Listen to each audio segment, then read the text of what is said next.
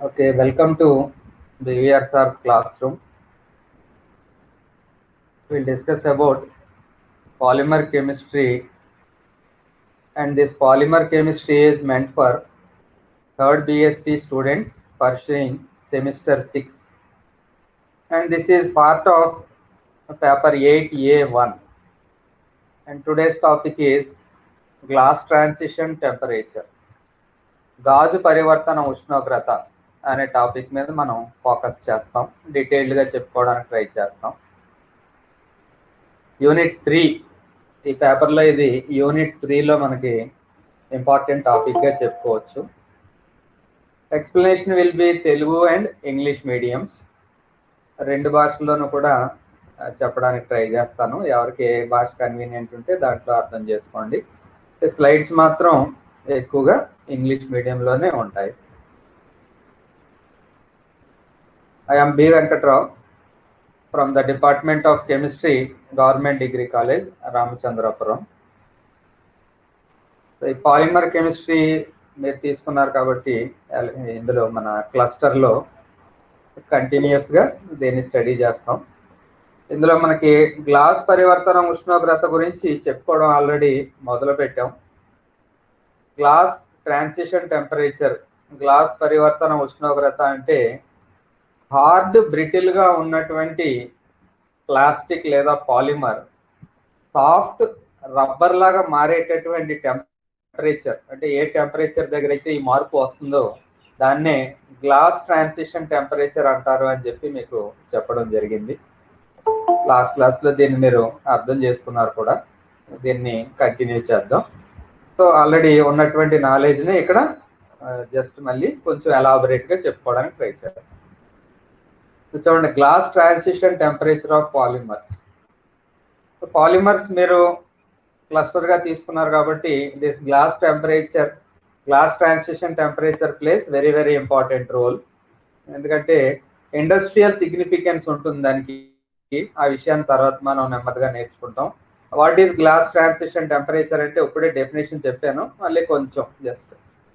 Glossy state అంటే brittle plastic అలా rubbery state, tough ఈ ప్లాస్టిక్ ఏదైతే ఉందో రబ్బరీ స్టేట్లోకి మారేటటువంటి టెంపరేచర్ని glass transition temperature, TG value అని చెప్పి పిలుస్తాం అన్నమాట. ఓకే, దాన్ని ఇంకా డీటెయిల్డ్గా చదవడానికి ట్రై చేస్తాం. So after completing the theory of this glass transition temperature, today our focus will be on determination of glass transition temperature. ఈ గ్లాస్ పరివర్తన ఉష్ణోగ్రతను తెలుసుకోవడానికి ఉపయోగించేటటువంటి ప్రయోగాలు మన ఫోకస్ ఏరియాగా ఉంటుంది ఈ రోజుని.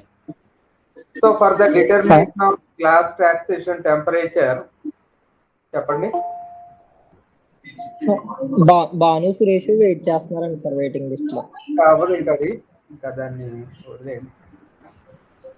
ఓకే, ఈ గ్లాస్ ట్రాన్సిషన్ టెంపరేచర్ గురించి డిటర్మైన్ చేయాలి అంటే మనం ఉపయోగించేటటువంటి టెక్నిక్స్ మనకి ఈ తెలుగు మీడియం బుక్లో పేజ్ నెంబర్ 17 చూడండి సార్. పేజ్ నెంబర్ 17 కానీ ఓపెన్ చేసినట్టయితే అందులో మనకి డీటెయిల్గా ఉంటుంది. దాన్ని మనం స్టడీ చేద్దాం.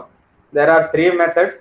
ఒకటేమో డిఎస్సి, డిఫరెన్షియల్ స్కానింగ్ కలరీమెట్రీ, దాన్నే మనం తెలుగులో భేదాత్మక క్రమవీక్షణ వర్ణమాపక పద్ధతి అని చెప్పి అంటున్నాం, డిఎస్సి.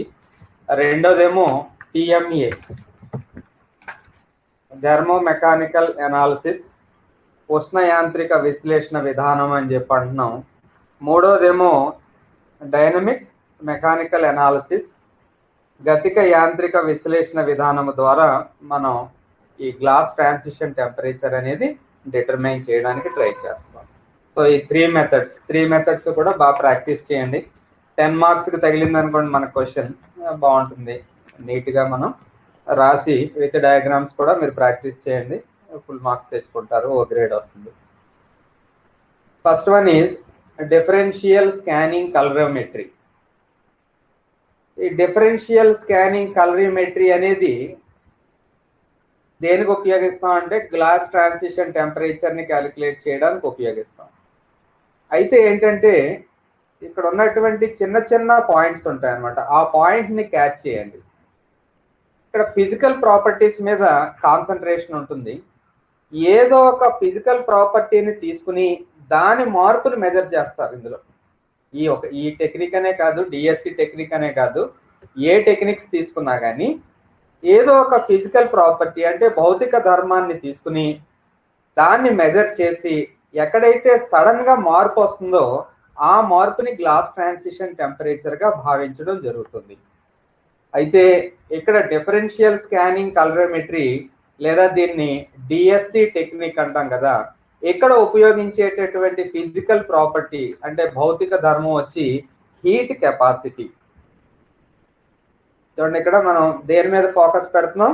హీట్ కెపాసిటీ మీద ఫోకస్ పెట్టడం జరుగుతుంది. హీట్ కెపాసిటీ అంటే మనకి తెలుగులో ఉష్ణ సామర్థ్యము. ఉష్ణ సామర్థ్యం అంటే ఏంటి? ఒక పదార్థం యొక్క ఉష్ణోగ్రతను 1 డిగ్రీ Cకు హెచ్చించుటకు కావలసినటువంటి ఉష్ణరాశిని ఆ పదార్థం యొక్క ఉష్ణ సామర్థ్యం అని అంటారు అని చెప్పి మనం నోట్స్ లో రాసుకున్నాం. Okay, so what is heat capacity? Means the amount of heat required to raise the temperature by 1 degree C is called as heat capacity of that particular substance. ఆ ఫిజికల్ ప్రాపర్టీని మనం మెజర్ చేస్తే కనుక ఏం జరుగుతుంది అంటే ఎక్కడైతే గ్లాస్ ట్రాన్సిషన్ టెంపరేచర్ ఉంటుందో ఆ గ్లాస్ ట్రాన్సిషన్ టెంపరేచర్ దగ్గర ఒక్కసారిగా ఈ వాల్యూ పెరగడం కానీ తగ్గడం కానీ మార్పు వస్తుంది అనమాట. ఫిజికల్ ప్రాపర్టీస్ లో మార్పు వస్తుంది. ఆ మార్పుని మనం మెజర్ చేసి దాని నుంచి ఇది దాని యొక్క అంటే ఆ పాలిమర్ యొక్క గ్లాస్ ట్రాన్సిషన్ టెంపరేచర్ అని చెప్పి చెప్పుకోవడం జరుగుతుంది. ఇది ఇక్కడ ఉన్నటువంటి ఇంపార్టెంట్ థింగ్. చూడండి, ఇప్పుడు చదవండి. సో ఇక్కడ దేని చుట్టూ తిరుగుద్దండి? మొత్తం డిఫరెన్షియల్ స్కానింగ్ కలరోమెట్రీ అనేది ఇదంతా కూడా హీట్ కెపాసిటీ. హీట్ కెపాసిటీ అంటే ఏమని చెప్పి తెలుసుకున్నాం మనం? ఉష్ణ సామర్థ్యము. సో ఉష్ణ సామర్థ్యం చుట్టూ తిరుగుతూ ఉంటుంది. దాన్ని మెజర్ చేస్తాం. దాన్ని మెజర్ చేసి ఎక్కడైతే చేంజ్ వస్తుందో ఆ చేంజ్ ని మనం గ్లాస్ ట్రాన్సిషన్ టెంపరేచర్ గా భావించడం జరుగుతుంది. చూడండి, ఇప్పుడు దీన్ని స్టడీ చేయండి. తెలుగు మీడియం వాళ్ళు తెలుగు మీడియం మెటీరియల్లో ఒకసారి చూడడానికి ట్రై చేయండి. As polymer undergoes transition from glassy state to rubbery state, glassy స్థితి నుంచి రబ్బరీ స్టేట్ కి మారినప్పుడు హీట్ కెపాసిటీ లో సబ్స్టాన్షియల్ గా మార్పు వస్తుంది అనేది ఈ సెంటెన్స్ యొక్క అర్థం. There is a substantial change in the heat capacity. In this method, more and more heat is added to the sample of the polymer material, and at the same time, how much the polymer changes its temperature as a result of this is measured. So అలాగా heat చేసుకుంటూ వెళ్ళిపోతాం polymer ని. ఆ heat చేసుకుంటూ వెళ్తున్నప్పుడు heat కెపాసిటీని measure చేస్తాం అన్నమాట. When the polymer reaches the lower end of its glass transition temperature, its heat capacity will spike up. And the DSC will use this information to ultimately estimate the glass transition temperature. So ఎప్పుడైతే ఆ polymer యొక్క glass transition temperature కి lower end దగ్గరికి reach అవుద్దో temperature, అప్పుడు ఏమవుద్దంటే ఒకేసారి heat capacity అనేది spike వస్తుంది అని చెప్పంటున్నారు. అంటే ఒకేసారి పీక్, అప్ సైడ్ కి ఒక పీక్ లాగా వస్తుంది. ఆ ఇన్ఫర్మేషన్ ఉపయోగించి మనం డిఎస్సి ద్వారా గ్లాస్ ట్రాన్సిషన్ టెంపరేచర్ ని మెజర్ చేయడం అనేది ఈ పద్ధతి యొక్క ముఖ్య ఉద్దేశము. సో మీరు తెలుగులో చదివినా ఇంగ్లీష్లో చదివినా సేమ్ అదే మెటీరియల్ కాబట్టి మీరు ఏది ఫాలో అయితే అది ఫాలో అవ్వండి. సో ఇక్కడ డిఫరెన్షియల్ స్కానింగ్ కలరోమెట్రీ లేదా భేదాత్మక క్రమవీక్షణ వర్ణమాపక పద్ధతి అనే దాంట్లో ఉపయోగించేటటువంటి భౌతిక ధర్మం ఏమవుతుందండి? ఉష్ణ సామర్థ్యము. ఈ ఉష్ణ సామర్థ్యంలో మార్పుని మనం ఇక్కడ మెజర్ చేసి తద్వారా దాని నుంచి గ్లాస్ ట్రాన్సిషన్ టెంపరేచర్ ని తెలుసుకోవడం జరుగుతుంది. అదే విషయాన్ని ఇక్కడ గ్రాఫ్ అబ్జర్వ్ చేయండి. టెంపరేచర్ ఎక్స్ యాక్సిస్ మీద తీసుకున్నాం, ఉష్ణోగ్రత. వై యాక్సిస్ మీద ఏమో హీట్ ఫ్లో. అంటే మీరు హీట్ అందిస్తూ ఉంటే, ఉష్ణాన్ని అందిస్తూ ఉంటే ఉష్ణోగ్రత పెరుగుతూ ఉంటుంది.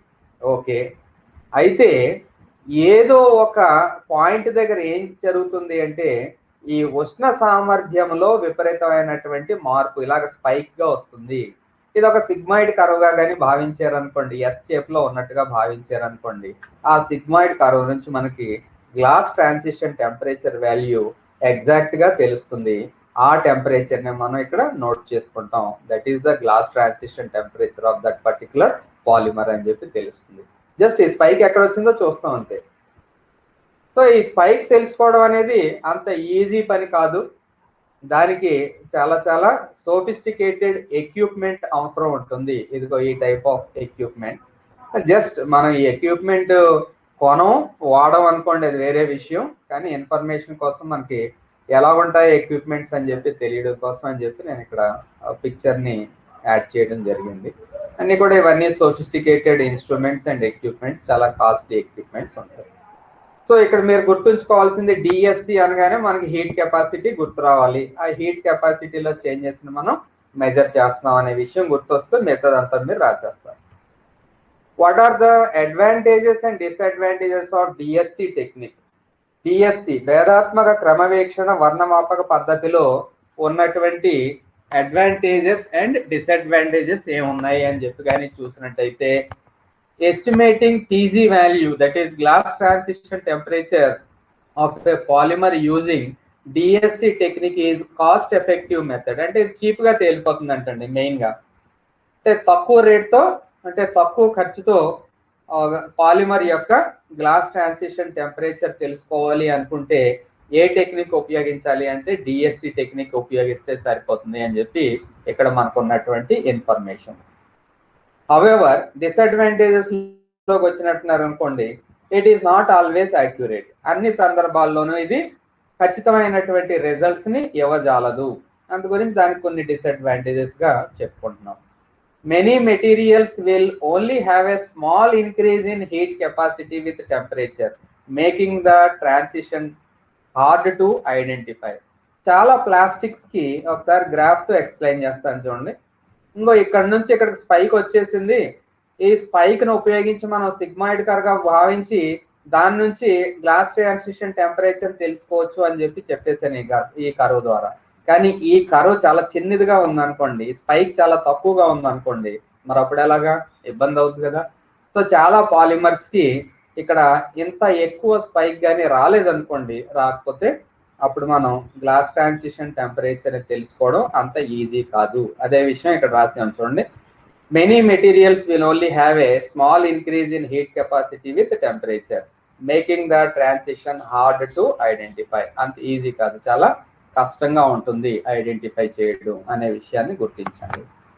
సో ఇది డిఎస్సి టెక్నిక్. డిఎస్సి టెక్నిక్ లో మళ్ళీ చెప్తున్నాను, హీట్ కెపాసిటీ అనే ఒక పదం కానీ గుర్తొచ్చిందంటే మిగిలిందంతా కూడా మీరు రాసుకుంటూ వెళ్ళిపోతారు. రెండో పద్ధతి చూడండి, మీకు బుక్ లో నెక్స్ట్ పేజ్ లో ఉంటుంది, పేజ్ నెంబర్ 18. థర్మోమెకానికల్ అనాలిసిస్, ఉష్ణ యాంత్రిక విశ్లేషణ విధానము, టిఎంఏ.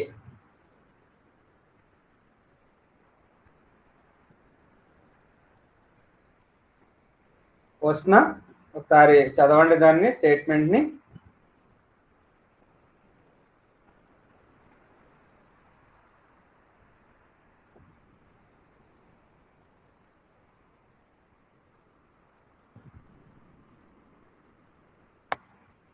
Thermomechanical analysis, TMA. It estimates the glass transition temperature of a polymer material by tracking its coefficient of thermal expansion. So ఇందాక డిఎస్సిలో దేన్ని ఉపయోగించుకున్నాం? హీట్ కెపాసిటీని ఉపయోగించుకున్నాం. ఇక్కడ ఉష్ణ వ్యాకోచ గుణకము, coefficient of thermal expansion, CTE అనే భౌతిక ధర్మాన్ని ఉపయోగించుకుని మనకి గ్లాస్ ట్రాన్సిషన్ టెంపరేచర్ ని తెలుసుకుంటాము. సో దాన్ని మీరు అండర్లైన్ చేసుకోండి. Coefficient of thermal expansion, CTE, లేదా దాన్ని ఉష్ణ వ్యాకోచ గుణకము అని చెప్పి అంటాం. సో ఈ ఉష్ణ వ్యాకోచ గుణకము ఆధారంగా మనం ఏం తెలుసుకుంటున్నాం? పాలిమర్ యొక్క గ్లాస్ ట్రాన్సిషన్ టెంపరేచర్ తెలుసుకునే విధానాన్నే థర్మోమెకానికల్ అనాలిసిస్, టిఎంఏ అని చెప్పి అంటారు అని చెప్పి గుర్తుపెట్టుకోండి. చాలా సందర్భాల్లో ఏం జరుగుతుంది అంటే, in many cases the CTE of a polymer material will increase by 3 to 5 times as its transition occurs from glassy to rubbery state. చాలా బాగుంది కదా, ఇది ఎక్కువ డిఫరెన్స్ కనిపిస్తుంది. మనం ఇందాక డిఎస్సిలో లాగా చాలా స్వల్ప వ్యత్యాసం కాకుండా 3 నుంచి 5 రెట్లు మార్పు కనిపిస్తుందంట సిటిఈ విలువలో. Coefficient of thermal expansion value 3 to 5 times increase అయిపోతుంది. ఎక్కడంటే గ్లాస్ ట్రాన్సిషన్ టెంపరేచర్ దగ్గర. అంటే పాలిమర్ గ్లాసీ స్టేట్ నుంచి రబ్బరీ స్టేట్ కి మారే క్రమంలో ఈ సిటిఈ వాల్యూ 3 నుంచి 5 రెట్లు పెరుగుతుంది. కాబట్టి చాలా సులువుగా మనం ఈ గ్లాస్ ట్రాన్సిషన్ టెంపరేచర్ ని గుర్తించడానికి అవకాశం ఉంటుంది అనేది ఇక్కడ ఉన్నటువంటి మనకి ఎక్స్ప్లెనేషన్. చూడండి, టిఎంఏ also involves slowly adding heat to A sample material and simultaneously tracking changes in the physical properties. ఇతర పద్ధతుల్లాగే ఈ పద్ధతిలో కూడా, అంటే టిఎంఏ పద్ధతిలో కూడా ఏం చేస్తున్నాం, హీట్ ని సప్లై చేస్తున్నాం పాలిమర్ కి. హీట్ ని సప్లై చేస్తూ కొన్ని భౌతిక ధర్మాలను మనం జాగ్రత్తగా ట్రాక్ చేసుకుంటూ వెళ్తాము. In the case of టిఎంఏ, the physical dimensions of the material are tracked and the glass transition temperature is identified as the temperature where there is dramatic change in these dimensions. So అలాగే heat చేసుకుంటూ వెళ్తాం. ఏదో ఒక particular point దగ్గర dramatic గా physical properties లో change వస్తుంది. ఆ చేంజ్ ని మనం గుర్తించడమే కాకుండా దాన్ని మనం గ్లాస్ ట్రాన్సిషన్ టెంపరేచర్ గా భావించి ఆ విలువను మనం నోట్ చేసుకోవడం జరుగుతుంది. Comparatively TMA testing is slightly more reliable than DSC testing. ఇందాకే చెప్పుకున్నాం డిఎస్సిలో కొన్ని డిసడ్వాంటేజెస్ ఉన్నాయి. సో డిఎస్సితో పోల్చుకుంటే టిఎంఏ టెక్నిక్ కొంచెం అడ్వాన్స్డ్ టెక్నిక్ అవుతుంది, కాకపోతే కొంచెం కాస్ట్లీ అవుతుంది. Hence this method is generally yields more accurate results. DSC technique అంటే ఈ టెక్నిక్ బెటర్ రిజల్ట్స్ ఇస్తాయి అని చెప్పి చెప్పుకోవడం జరుగుతుంది.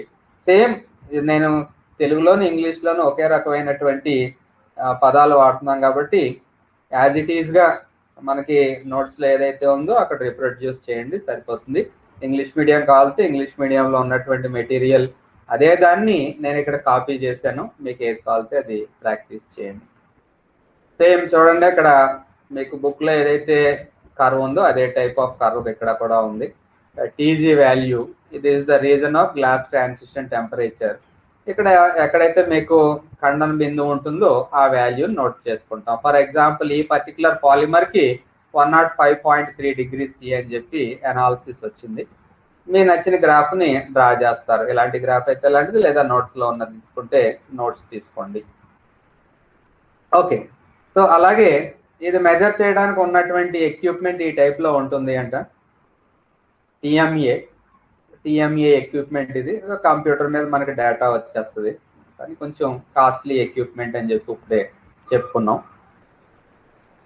మూడో రకం వచ్చి డైనమిక్ మెకానికల్ అనాలిసిస్, గతిక యాంత్రిక విశ్లేషణ విధానము, డిఎంఏ. మరి ఇందులో ఏ భౌతిక ధర్మం మీద ఫోకస్ చేస్తామంటే స్టిఫ్నెస్ అండి. స్టిఫ్నెస్ అంటే బిగుతు. ఏ పదార్థం అయినా సరే అలా వేడి చేసుకుంటూ వెళ్ళామనుకోండి, ఒక టెంపరేచర్ దగ్గర చాలా స్టిఫ్గా ఉంటుంది అనమాట. కానీ సడన్ గా టెంపరేచర్ దాటిన వెంటనే ఏమైపోద్ది, ఒక్కసారి స్టిఫ్నెస్ అంతా పోయి చాలా వీక్ అయిపోతుంది అనమాట పదార్థం. ఆ విషయాన్ని మనం ఇక్కడ ఉపయోగించుకుని పదార్థం యొక్క, అంటే పాలిమర్ యొక్క గ్లాస్ ట్రాన్సిషన్ టెంపరేచర్ ని తెలుసుకుంటాం. ఒక పాలిమర్ యొక్క గ్లాస్ స్థితిని మరియు రబ్బర్ స్థితికి మధ్య తేలిగ్గా గుర్తించగల భేదము బిగుతు, అంటే స్టిఫ్నెస్. ఈ స్టిఫ్నెస్ ని చాలా ఈజీగా మనం గుర్తించడానికి అవకాశం ఉంటుంది. ఇక్కడ మీరు ఫోకస్ దాని మీదే పెట్టండి, ఇంకంతే. స్టిఫ్నెస్ తెలుసుకుంటాం, దట్స్ ఆల్ అని చెప్పి గుర్తు పెట్టుకోండి. 3 పద్ధతులు. ఫస్ట్ పద్ధతి ఏంటి, హీట్ కెపాసిటీ. సెకండ్ పద్ధతి సిటిఈ. థర్డ్ పద్ధతి స్టిఫ్నెస్. సో స్టిఫ్నెస్ ఎక్కడైతే డ్రాస్టిక్ గా మార్పు కనిపిస్తుందో అదే మనకి గ్లాస్ ట్రాన్సిషన్ టెంపరేచర్ అని చెప్పి గుర్తుపెట్టుకోండి.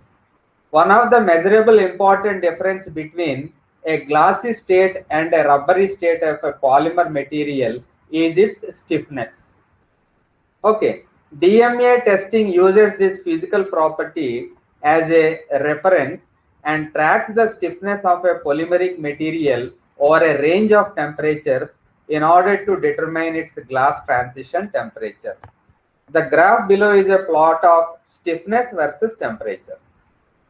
Okay, this method is extremely accurate. చాలా యాక్యురేట్ గా ఉంటుందంట, చాలా సెన్సిటివ్ గా ఉంటుందంట. However it is time consuming and costly compared to the other two methods. అంటే ఎక్కువ టైం పడుతుంది, it is a tedious process. అట్లే కాస్ట్లీ అన్న పదం వాడారంటే ఇంకా కాస్ట్లీ, చాలా కాస్ట్లీ అయిపోతుంది. ఏదేమైనా అవసరాన్ని బట్టి, అంటే చాలా ఇంపార్టెంట్ ఈ ప్రాపర్టీ అనిపించిందంటే అప్పుడు కొంచెం కాస్ట్లీ అయినా సరే మనం డిటర్మైన్ చేయడానికి ట్రై చేస్తాం. సేమ్ మనకి అనాలిసిస్ కూడా చూడండి, వాల్యూమెట్రిక్ అనాలిసిస్ ద్వారా చేయొచ్చు. లేదు ఇంకా యాక్యురేట్ కావాలనుకుంటే స్పెక్ట్రోస్కోపీలు ఇవన్నీ బోల్డ్ అని ఉన్నాయి కదా, అలాగే ఇక్కడ కూడా డిఫరెంట్ మెథడ్స్ ఉంటాయి. ఆ డిఫరెంట్ మెథడ్స్ లో ఏది అప్రాప్రియేట్ అనేది చూస్ చేసుకుంటాం. సో ఫిజికల్ ప్రాపర్టీని గుర్తుపెట్టుకోండి. మీరు ఏ ఫిజికల్ ప్రాపర్టీ మీద అది పనిచేస్తుంది అనే యాంగిల్లో మీరు స్టడీ చేస్తే చాలా ఈజీ. మూడాటికి హీట్ కెపాసిటీ ఒకటి, రెండోదేమో CTE coefficient of thermal expansion, ఉష్ణ వ్యాకోచ గుణకము, అలా మూడోది బిగుతు అంటే స్టిఫ్నెస్. ఈ మూడాట్లు మనం కానీ దృష్టిలో పెట్టుకున్నామంటే కంప్లీట్ గా ఆన్సర్ చేయడానికి అవకాశం ఉంటుంది. అదే విషయం చూడండి, ఎక్స్ యాక్సిస్ మీద ఏమో టెంపరేచర్ వచ్చింది ఇక్కడ గ్రాఫ్ లో, వై యాక్సిస్ మీద ఏమో స్టిఫ్నెస్. ఓకే, ఈ స్టిఫ్నెస్ ఎలా ఉంది ఏంటి చూసుకుంటే గ్లాసీ స్టిట్ నుంచి చూడండి గ్రాఫ్, గ్లాసీ స్థితి నుంచి నెమ్మదిగా రబ్బరీ స్టేట్ గా మారుతున్నప్పుడు కర్వ్ చూడండి, ఇక్కడ ఒక్కసారి స్టిఫ్నెస్ ఎలా పడిపోయిందో. సో బిగుతు బాగా ఒక్కసారి లూజ్ అయిపోయింది అనమాట. బాగా బిగుడుగా ఉన్నటువంటిదంతా కూడా ఒక్కసారి లూజ్ అయిపోవడం జరిగింది. వెంటనే ఏమవుతుంది, సో దీన్ని మనం యావరేజ్ చేసుకుని అక్కడ నుంచి మనం టీజీ వాల్యూని ఇక్కడ క్యాలిక్యులేట్ చేస్తూ ఉంటాం అన్నమాట. ఈ రకంగా టీజీ వాల్యూ టెంపరేచర్, దీన్ని మెజర్ చేయడానికి ఉపయోగించేటటువంటి ఇన్స్ట్రుమెంట్ ఈ రకంగా ఉంటుంది అని చెప్పన్నారు. ఆల్రెడీ చెప్పేసుకున్నాం, it is a costly equipment అని చెప్పి. ఇదేమో ఇదంతా ఓవెన్ లో ఉంచారు, ఇది ఓవెన్, ఈ పార్ట్ అంతా ఓవెన్ అయి ఉండొచ్చు. శాంపిల్ అండర్ టార్సన్ ఆర్ కంప్రెషన్, ఇక్కడ శాంపిల్ ఏమో బాగా కంప్రెస్ చేస్తున్నారు, స్టిఫ్నెస్ ని మెజర్ చేస్తున్నారు, హీట్ చేస్తున్నారు. ఓవెన్ అంటే హీట్ చేయడానికి ఉపయోగించేటటువంటి ఒక గది లాంటిది, జస్ట్ అంటే పెద్ద బాక్స్, మనకి మన ల్యాబొరేటరీలో ఉన్నటువంటి బాక్స్ హీట్ చేయడానికి ఉపయోగిస్తున్నాం. అలా ఇంకా రబ్బరీ ఫ్లో, విస్కస్ ఫ్లో అలాగొస్లో ఇంకా స్టిఫ్నెస్ తగ్గిపోతుంది. ఈ గ్రాఫ్ గీయడానికి ప్రాక్టీస్ చేయడానికి చూడండి, దీన్ని ఇక్కడ నోట్స్ లో కూడా రాసేసుకోండి. మీకు బుక్ లో నేను ఇచ్చింది ఇది ఒకటే, మీకు ఏది కావాలితే అది ప్రాక్టీస్ చేసి రాసుకోండి. సో ఈ రకంగా మనకి 3 మెథడ్స్ ఉన్నాయి. ఆ 3 మెథడ్స్ గురించి కూడా మీకు ఎక్స్ప్లెయిన్ చేశాను. So the 3 methods employed for the determination of glass transition temperature, ఒకటేమో డిఎస్సి పద్ధతి, రెండోదేమో టిఎంఏ, మూడోదేమో డిఎంఏ. ఈ మూడు కూడా ప్రాక్టీస్ చేయండి. ఒకవేళ 10 మార్క్స్ కానీ తగిలిందంటే నీట్గా అలాగా ఒక 2 పేజీలు వచ్చేలాగా రాయండి, సరిపోతుంది. Okay, after completing discussion regarding determination of glass transition temperature, next our topic is factors affecting glass transition temperature. Glass transition temperature లేదా గ్లాస్ పరివర్తన ఉష్ణోగ్రతను ప్రభావితం చేయే అంశాలు. You can refer to page number 21. So Telugu medium book లో చూస్తూ ఉంటే కనుక page number 21 చూడండి. అది చూసినా ఇది చూసినా మీకు ఒకే రకంగా ఉంటుంది. పాలిమర్ గ్లాస్ పరివర్తన ఉష్ణోగ్రతను ప్రభావితం చేయు అంశాలు, factors affecting glass transition temperature. What are the factors that are effecting glass transition temperature అంటే ఒక్కొక్కటి చూడండి. ఫస్ట్ వన్, చైన్ స్టిఫ్నెస్, అంటే చైన్ ఎంత స్టిఫ్ గా ఉంది అనే విషయం ఫస్ట్ వన్. శృంఖల బిగుతు అని చెప్పి ఇక్కడ రాసుకున్నాం, అన్నట్లు నేను ఎక్స్ప్లెయిన్ చేస్తాను. రెండవది inter molecular forces of attraction, inter molecular forces, అంతరణుక బలాలు అని చెప్పి తెలుగులో రాసుకున్నాం. అలాగే మూడవది చూడండి ఇక్కడ పెండెంట్ గ్రూప్స్, పెండెంట్ గ్రూప్స్ ఏమన్నా ఉంటే అవి ఏ రకంగా ఎఫెక్ట్ చేస్తున్నాయి అనేది స్టడీ చేస్తాం. శృంఖల శాఖల సమూహములు, పెండెంట్ గ్రూప్స్. అలాగే నాలుగోది ఏముందో చూడండి, క్రాస్ లింకింగ్. ఓకే, వ్యత్యస్త బంధాలు కానీ ఉన్నాయనుకోండి, క్రాస్ లింక్స్ కానీ ఉంటే అప్పుడు కూడా మనకి ఈ జిటిటి గ్లాస్ ట్రాన్సిషన్ టెంపరేచర్ లో వ్యత్యాసం కనపడుతుంది. అలాగే ప్లాస్టిసైజర్లు, మార్ధవ పదార్థములు, ఇవి కూడా ప్లాస్టిసైజర్స్ కూడా ఈ గ్లాస్ ట్రాన్సిషన్ టెంపరేచర్ ని ప్రభావితం చేస్తాయి. సో ఒకవేళ ఇది 10 మార్క్స్ ఇది అడిగారు అనుకోండి, ఇది అడిగినా కానీ జస్ట్ నీట్ గా ముందు ప్రెజెంట్ చేయండి, what are the various factors that are affecting GTT అని. ఆ తర్వాత 1 by 1 డీటెయిల్స్కి వెళ్ళండి. అప్పుడు మీకు రాసిన వాళ్ళకి మీకు సాటిస్ఫాక్టరీగా ఉంటుంది, అంటే మధ్యలో మర్చిపోకుండా. అలాగే పేపర్ దిద్దే వాళ్ళకి కూడా కొంచెం ఇన్ఫర్మేటివ్ గా ఉంటుంది అన్నమాట. These are the 5 factors: chain stiffness, intermolecular forces of attraction, pendent groups, cross linking and plasticizers. ఈ 5 ఫ్యాక్టర్స్ సరిపోతున్నాయి. ఇప్పుడు 1 by 1 మనం డిస్కస్ చేసుకుంటూ వెళ్దాం. అంతకంటే ముందు ఈ గ్లాస్ ట్రాన్సిషన్ టెంపరేచర్ ని ఏ ఫ్యాక్టర్ ఏ రకంగా ప్రభావితం చేస్తుంది అనేది ఒకసారి చూడండి. ఇదిగో glass transition temperature of polymers, ఇది ఏది ఎలాగా ప్రభావితం చేస్తుంది అంటే ఇది చూడండి, GTT glass transition temperature directly proportional to molecular weight of polymers. అంటే పాలిమర్ మాలిక్యులర్ వెయిట్ పెరిగితే గ్లాస్ ట్రాన్సిషన్ టెంపరేచర్ కూడా పెరుగుతుంది. అదొక పాయింట్. రెండవ point, cross links. Cross links గురించి మనం ఇప్పుడు మాట్లాడుకున్నాం. Networking directly proportional to degree of cross links. అంటే పాలిమర్ లో క్రాస్ లింక్స్ కానీ ఎక్కువగా ఉంటే అప్పుడు గ్లాస్ ట్రాన్సిషన్ టెంపరేచర్ విలువ కూడా ఎక్కువ ఉంటుంది. ఇది చాలా రెఫరెన్స్, రెడీ రెఫరెన్స్ గా ఉపయోగపడుతుంది ఈ స్లైడ్ మీకు. ఇంక దీన్ని బట్టి మీరు రాసుకుంటూ వెళ్ళిపోవచ్చు. Directly proportional to intermolecular forces of attraction. ఒకవేళ ఇంటర్మాలిక్యులర్ ఫోర్సెస్ ఆఫ్ అట్రాక్షన్ కానీ ఉన్నట్టయితే అప్పుడు గ్లాస్ ట్రాన్సిషన్ టెంపరేచర్ వాల్యూ ఎక్కువ ఉంటుంది అని చెప్పి మనకి ఎక్స్ప్లెనేషన్ ద్వారా తెలుస్తుంది. అలాగే directly proportional to number of side groups, అంటే పెండెంట్ గ్రూప్స్ అవి ఇందాక అనుకున్నాం. ఓకే, సో అలాంటి సైడ్ గ్రూప్స్ ఎక్కువగా ఉంటే what happens to glass transition temperature? Glass transition temperature also increases. The glass transition temperature value rises. So ఈ 4 directly proportional అండి. ఏంటంటే molecular weight, cross links, intermolecular forces of attraction and number of side chains or side groups. మరి inversely proportional ఏమన్నా ఉన్నాయా అంటే, glass transition temperature ని inverse రూపంలో ప్రభావితం చేసేవి ఫ్లెక్సిబిలిటీ ఒకటి, ప్లాస్టిసైజేషన్ ఒకటి. ఇవి రెండు, అంటే ఫ్లెక్సిబిలిటీ పెరిగితే అంటే బిగుతు తగ్గడం అనమాట. ఫ్లెక్సిబుల్ అంటే ఈజీగా సాగదీయడం కానీ వంగదీయడం కానీ అలాగా. సో ఫ్లెక్సిబిలిటీ పెరిగింది అంటే గ్లాస్ ట్రాన్సిషన్ టెంపరేచర్ ఏమవుద్ది? తగ్గుతుంది.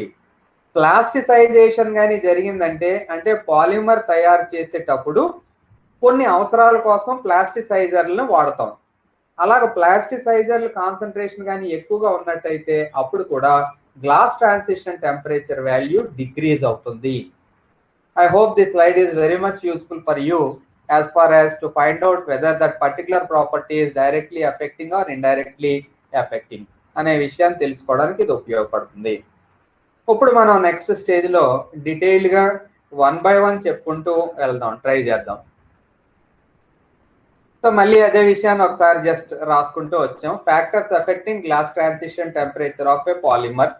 Glass transition temperature Tg is influenced by several factors. Among them the important ones are, ఇక్కడ మీకు ఏదైతే తెలుగులో చెప్తానో 21 పేజ్ నెంబర్ అని, అదే ఫ్యాక్టర్స్. చైన్ స్టిఫ్నెస్ ఒకటి ఉంది, ఇంటర్మాలిక్యులర్ ఫోర్సెస్ ఉన్నాయి, పెండెంట్ గ్రూప్స్ ఉన్నాయి, క్రాస్ లింకింగ్ ఉంది, ప్రెజెన్స్ ఆర్ అబ్సెన్స్ ఆఫ్ ప్లాస్టిసైజర్స్ ఉన్నాయి. వీటిని మనం స్టెప్ బై స్టెప్ చెప్పుకుంటూ వెళ్దాం. ఫస్ట్ వన్ ఏంటి? శృంఖల బిగుతు, chain stiffness. If stiffening groups are present in the polymer chain, they reduce flexibility. Okay, they reduce the flexibility of the chain and hence the Tg value of the polymer is raised. So ఇక్కడ విషయం ఏంటంటే, polymer శృంఖలము నందలి బిగువైన సమూహములు స్టిఫెనింగ్ groups కానీ ఉన్నట్టయితే అప్పుడు ఏమవుద్ది? Flexibility క్షీణపరచును. Flexibility ఎప్పుడైతే క్షీణపరచబడిందో ఫలితంగా TG విలువ పెరుగుదలకి కారణం అవుతుంది అని చెప్పి ఇక్కడ ఉన్నటువంటి example. So if stiffening groups are present, what happens? They reduce flexibility. When they reduce flexibility, what happens to TG value? TG value increases. For example, TG value of polyethylene adipate having no stiffening groups is minus 70 degrees C అటండి. Temperature చూడండి, మీరు రెండు చోట్ల కూడా చూస్తున్నారు. So TG value for polyethylene adipate having no stiffening groups is minus 70 degrees C, whereas polyethylene terephthalate with stiffening groups has a TG value of 69 degrees centigrade. అక్కడ ఏకంగా minus లోకి వెళ్ళిపోయింది టీజీ వాల్యూ, ఇక్కడేమో పాజిటివ్ వాల్యూ ఉంది. దానికి దీనికి ఎంత difference ఉందో చూడండి, ఏకంగా 140 డిగ్రీలు, అంటే ఎగ్జాక్ట్లీ 139 డిగ్రీస్ సెంటిగ్రేడ్ డిఫరెన్స్ ఉంది టెంపరేచర్ లో. కేవలం చైన్ స్టిఫ్నెస్ అంటే స్టిఫెనింగ్ గ్రూప్ ఉండడం వల్ల ఇంత మార్పు వచ్చింది. మీరు ఎగ్జాంపుల్ కూడా బాగా ప్రాక్టీస్ చేయాలి, అది ఎగ్జాంపుల్ రాయకపోతే దానికి సార్థకత ఉండదు. Polyethylene adipate having no stiffening agents, whereas polyethylene terephthalate having stiffening groups, the TG value will drastically increase. అవే చూడండి ఇక్కడ. సో మీరు మీ నోట్స్ లో చూస్తున్నటువంటివే ఇక్కడ మళ్ళీ రీప్రొడ్యూస్ చేశాను.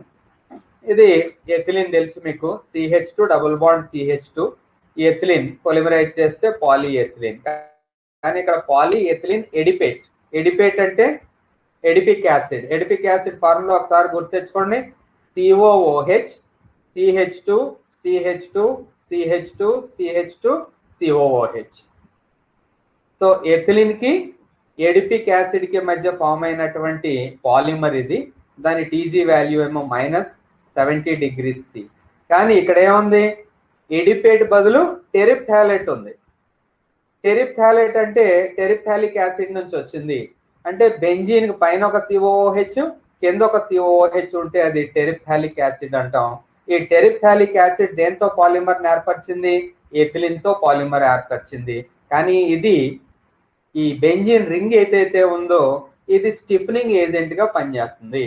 అంటే ఈ రింగ్ ఉండడం వలన ఫ్రీగా మనం దీన్ని మూవ్ చేయలేము, దీన్ని మూవ్ చేయగలం, దీన్ని మూవ్ చేయలేము.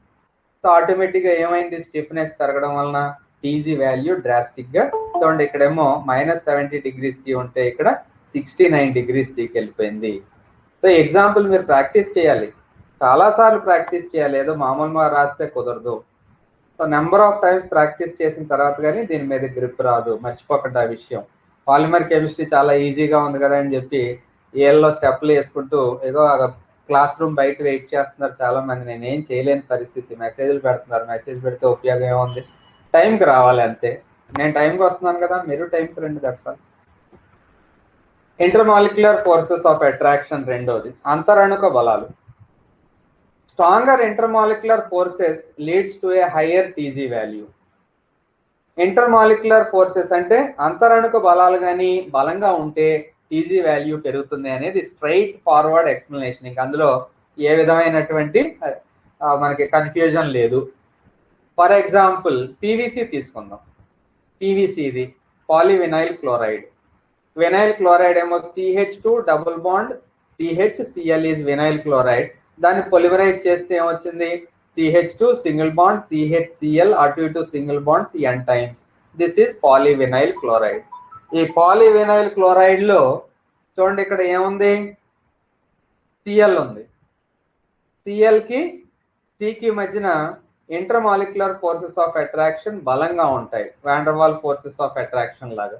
సో బలంగా ఉండడం వలన ఏమవుతుంది, ఇంటర్మాలిక్యులర్ ఫోర్సెస్ బలంగా ఉండడం వలన దాన్ని గ్లాసీ స్టేజ్ నుండి రబ్బరీ స్టేజ్ కు మార్చాలి అంటే ఎక్కువగా హీట్ చేయవలసి ఉంటుంది. That means its TG value is more. దేంతో కంపేర్ చేస్తే similar polypropylene. Propylene formula CH2 double bond CH3. ఇది ప్రొపిలిన్ ఇది. ఓకే, సో మరి ఇదేంటిది పాలీప్రొపిలిన్. పాలీప్రొపిలిన్ లో ఇక్కడ CH3 ఉంటే వాండర్వాల్ ఫోర్సెస్ ఆఫ్ అట్రాక్షన్ తక్కువగా ఉంటుంది, కానీ ఇక్కడ Cl కి C కి మధ్య అట్రాక్షన్స్ అయ్యి ఎక్కువగా ఉంటాయి. కాబట్టి అంటే ECl అనే కాదు, ECl కి బయట ఇంకొక కార్బన్ కి మధ్య వాండర్వాల్ ఫోర్సెస్ ఆఫ్ అట్రాక్షన్ లాంటివి బలంగా ఉంటాయి. అలా బలంగా ఉండడం వల్ల టీజీ వాల్యూ పెరుగుతుంది. So for example in the polymer PVC there exist strong intermolecular forces in the form of dipole-dipole forces from C-Cl bond. Hence the Tg value in this polymer is great than polypropylene where no such forces exist. ఇందులో అలాంటి intermolecular forces ఉండవంట పాలీప్రొపిలిన్ లో, ఇక్కడేమో polyvinyl chloride లో ఉంటాయంట. కాబట్టి TG వాల్యూని ప్రభావితం చేస్తుంది అని చెప్పి అంటున్నారు. సో టీజీ వాల్యూ అంటే గ్లాస్ ట్రాన్సిషన్ టెంపరేచర్ ఎంత, ఇక్కడ -20 degrees C ఉంటే ఇక్కడ ఎంత అయింది +81 degrees సెంటిగ్రేడ్ అవుతుంది. చూడండి ఎంత చేంజ్ వస్తుందో వాల్యూలో. ఎగ్జాంపుల్స్ కూడా మీకు ఈజీగా గుర్తుండే విధంగానే నేను ఫ్రేమ్ చేశాను. అందు గురించి మీరు కాకపోతే ప్రాక్టీస్ చేయాలి. ఒక్కసారిగా ఏదో ఇప్పుడు చూసేసి ఎగ్జామ్లో డైరెక్ట్గా రాసేస్తామని చెప్పి మాత్రం ఎట్టి పరిస్థితుల్లో అనుకోవద్దు. చాలాసార్లు మీరు ప్రాక్టీస్ చేయాలి ఇలాంటి విషయాలు. తర్వాత క్రాస్ లింకింగ్. క్రాస్ లింకింగ్ ఉంటే ఏం జరుగుతుంది ఇది చూడండి. ముందు ఇక్కడేమో లీనియర్ రేకింగ్ గా ఉంది. డైరెక్షన్ ఆఫ్ ఇంక్రీజింగ్ స్ట్రెంత్ అన్నాం ఇక్కడ, అంటే బలం పెరిగేటటువంటి క్రమం ఇలాగా పెరుగుతూ పోతుంది బలం. కొంచెం బ్రాంచ్డ్, ఓకే పక్కన బ్రాంచెస్ ఉన్నాయి అంటే కొంచెం వాల్యూ పెరిగింది. క్రాస్ లింక్డ్, ఏదో క్రాస్ లింక్స్ ఉన్నాయి చూడండి రబ్బర్లో లాగా. క్రాస్ లింక్స్ ఉంటే ఇంకా స్ట్రెంత్ పెరిగింది. నెట్వర్క్, ఇంకేకంగా నెట్వర్క్ పాలిమర్ ఉంటే ఆ వాల్యూ చాలా చాలా పెరిగిపోయింది. అంటే దీని అర్థం ఏంటి, క్రాస్ లింకింగ్ అని ఉంటే దాన్ని గ్లాసీ స్టేజ్ నుంచి రబ్బరీ స్టేజ్కి తీసుకురావడం అంత ఈజీ కాదు. The presence of cross links between chains restricts rotational motion and hence the TG value of the polymer rises. ఎందుకు ఇలా జరుగుతుంది అంటే the cross links between chains restricts rotational motion, అంటే ఫ్రీగా అవి మూవ్ అవడానికి అవకాశం లేకుండా అయిపోతుంది అనమాట. ఎప్పుడైతే మీకు ఫ్రీగా మూవ్ అవడానికి అవకాశం లేకుండా జరిగిపోయిందో నెట్వర్క్ ఉండడం వలన లేదా క్రాస్ లింక్స్ ఉండడం వలన ఆటోమేటిక్గా దాని యొక్క స్ట్రెంగ్త్ పెరిగిపోతుంది. స్ట్రెంగ్త్ పెరిగితే దాన్ని రబ్బరీ స్టేట్గా మార్చడానికి కావాల్సినటువంటి టెంపరేచర్ కూడా పెరుగుతుంది. So due to cross links what happens, the TG value increases అనేది అనదర్ ఎక్స్ప్లెనేషన్. ఇంకా కంటిన్యూ చేద్దాం. ఇదే దాన్ని ఇప్పుడు క్రాస్ లింక్స్ ఉండడం వలన లేని పరిస్థితిలో ఉన్నటువంటి ఈ చేంజ్ ఏదైతే ఉందో గ్రాఫ్ రూపంలో ఇక్కడ చూపిస్తున్నాను చూడండి. ఇలాంటివి మీరు ఎగ్జామ్లో రాస్తే చాలా బాగుంటుంది. కొంచెం టైం పడుతుంది, అంటే ప్రాక్టీస్ చేసి దీని మీద గ్రిప్ రావాలి. ఎక్స్ యాక్సిస్ లో చూడండి ఏం తీసుకున్నాము, glass transition temperature TG value తీసుకున్నాం. అలాగే ఇదేమో టీఎఫ్ ఫ్లో టెంపరేచర్ అంటాం దీన్ని, టెంపరేచర్ అంది ఎక్స్ యాక్సిస్. ఇక్కడ ఇది ఇక్కడ స్ట్రెంగ్త్ అనమాట, ఇది షీర్ మాడ్యులస్ స్ట్రెంగ్త్ ఏమో మనం వై యాక్సిస్ మీద తీసుకున్నాం. మామూలు లీనియర్ పాలిమర్ అనుకోండి, ఈ డార్క్ లైన్ ఇలాగా స్ట్రెంగ్త్ తగ్గిపోద్ది అనమాట. ఓకే, అలా కాకుండా క్రాస్ లింక్స్ కానీ ఉన్నాయనుకోండి, క్రాస్ లింక్స్ ఉంటే ఈ రకంగా స్ట్రెంగ్త్ ఉంటుంది. నెట్వర్క్ అనుకోండి, అంటే హైలీ క్రాస్ లింక్డ్ అనుకోండి, అంటే నెట్వర్క్ పాలిమర్స్ తీసుకున్నాం అనుకోండి. నెట్వర్క్ పాలిమర్స్ తీసుకుంటే చూడండి చాలా ఎక్కువ వాల్యూ, అంటే పెద్దగా ఈ స్ట్రెంగ్త్ ఏదైతే ఉందో అది అంత డ్రాస్టిక్ గా ఫాలో అవ్వట్లేదు. సో ఇక్కడే తెలిసిపోతుంది మీకు గ్రాఫ్.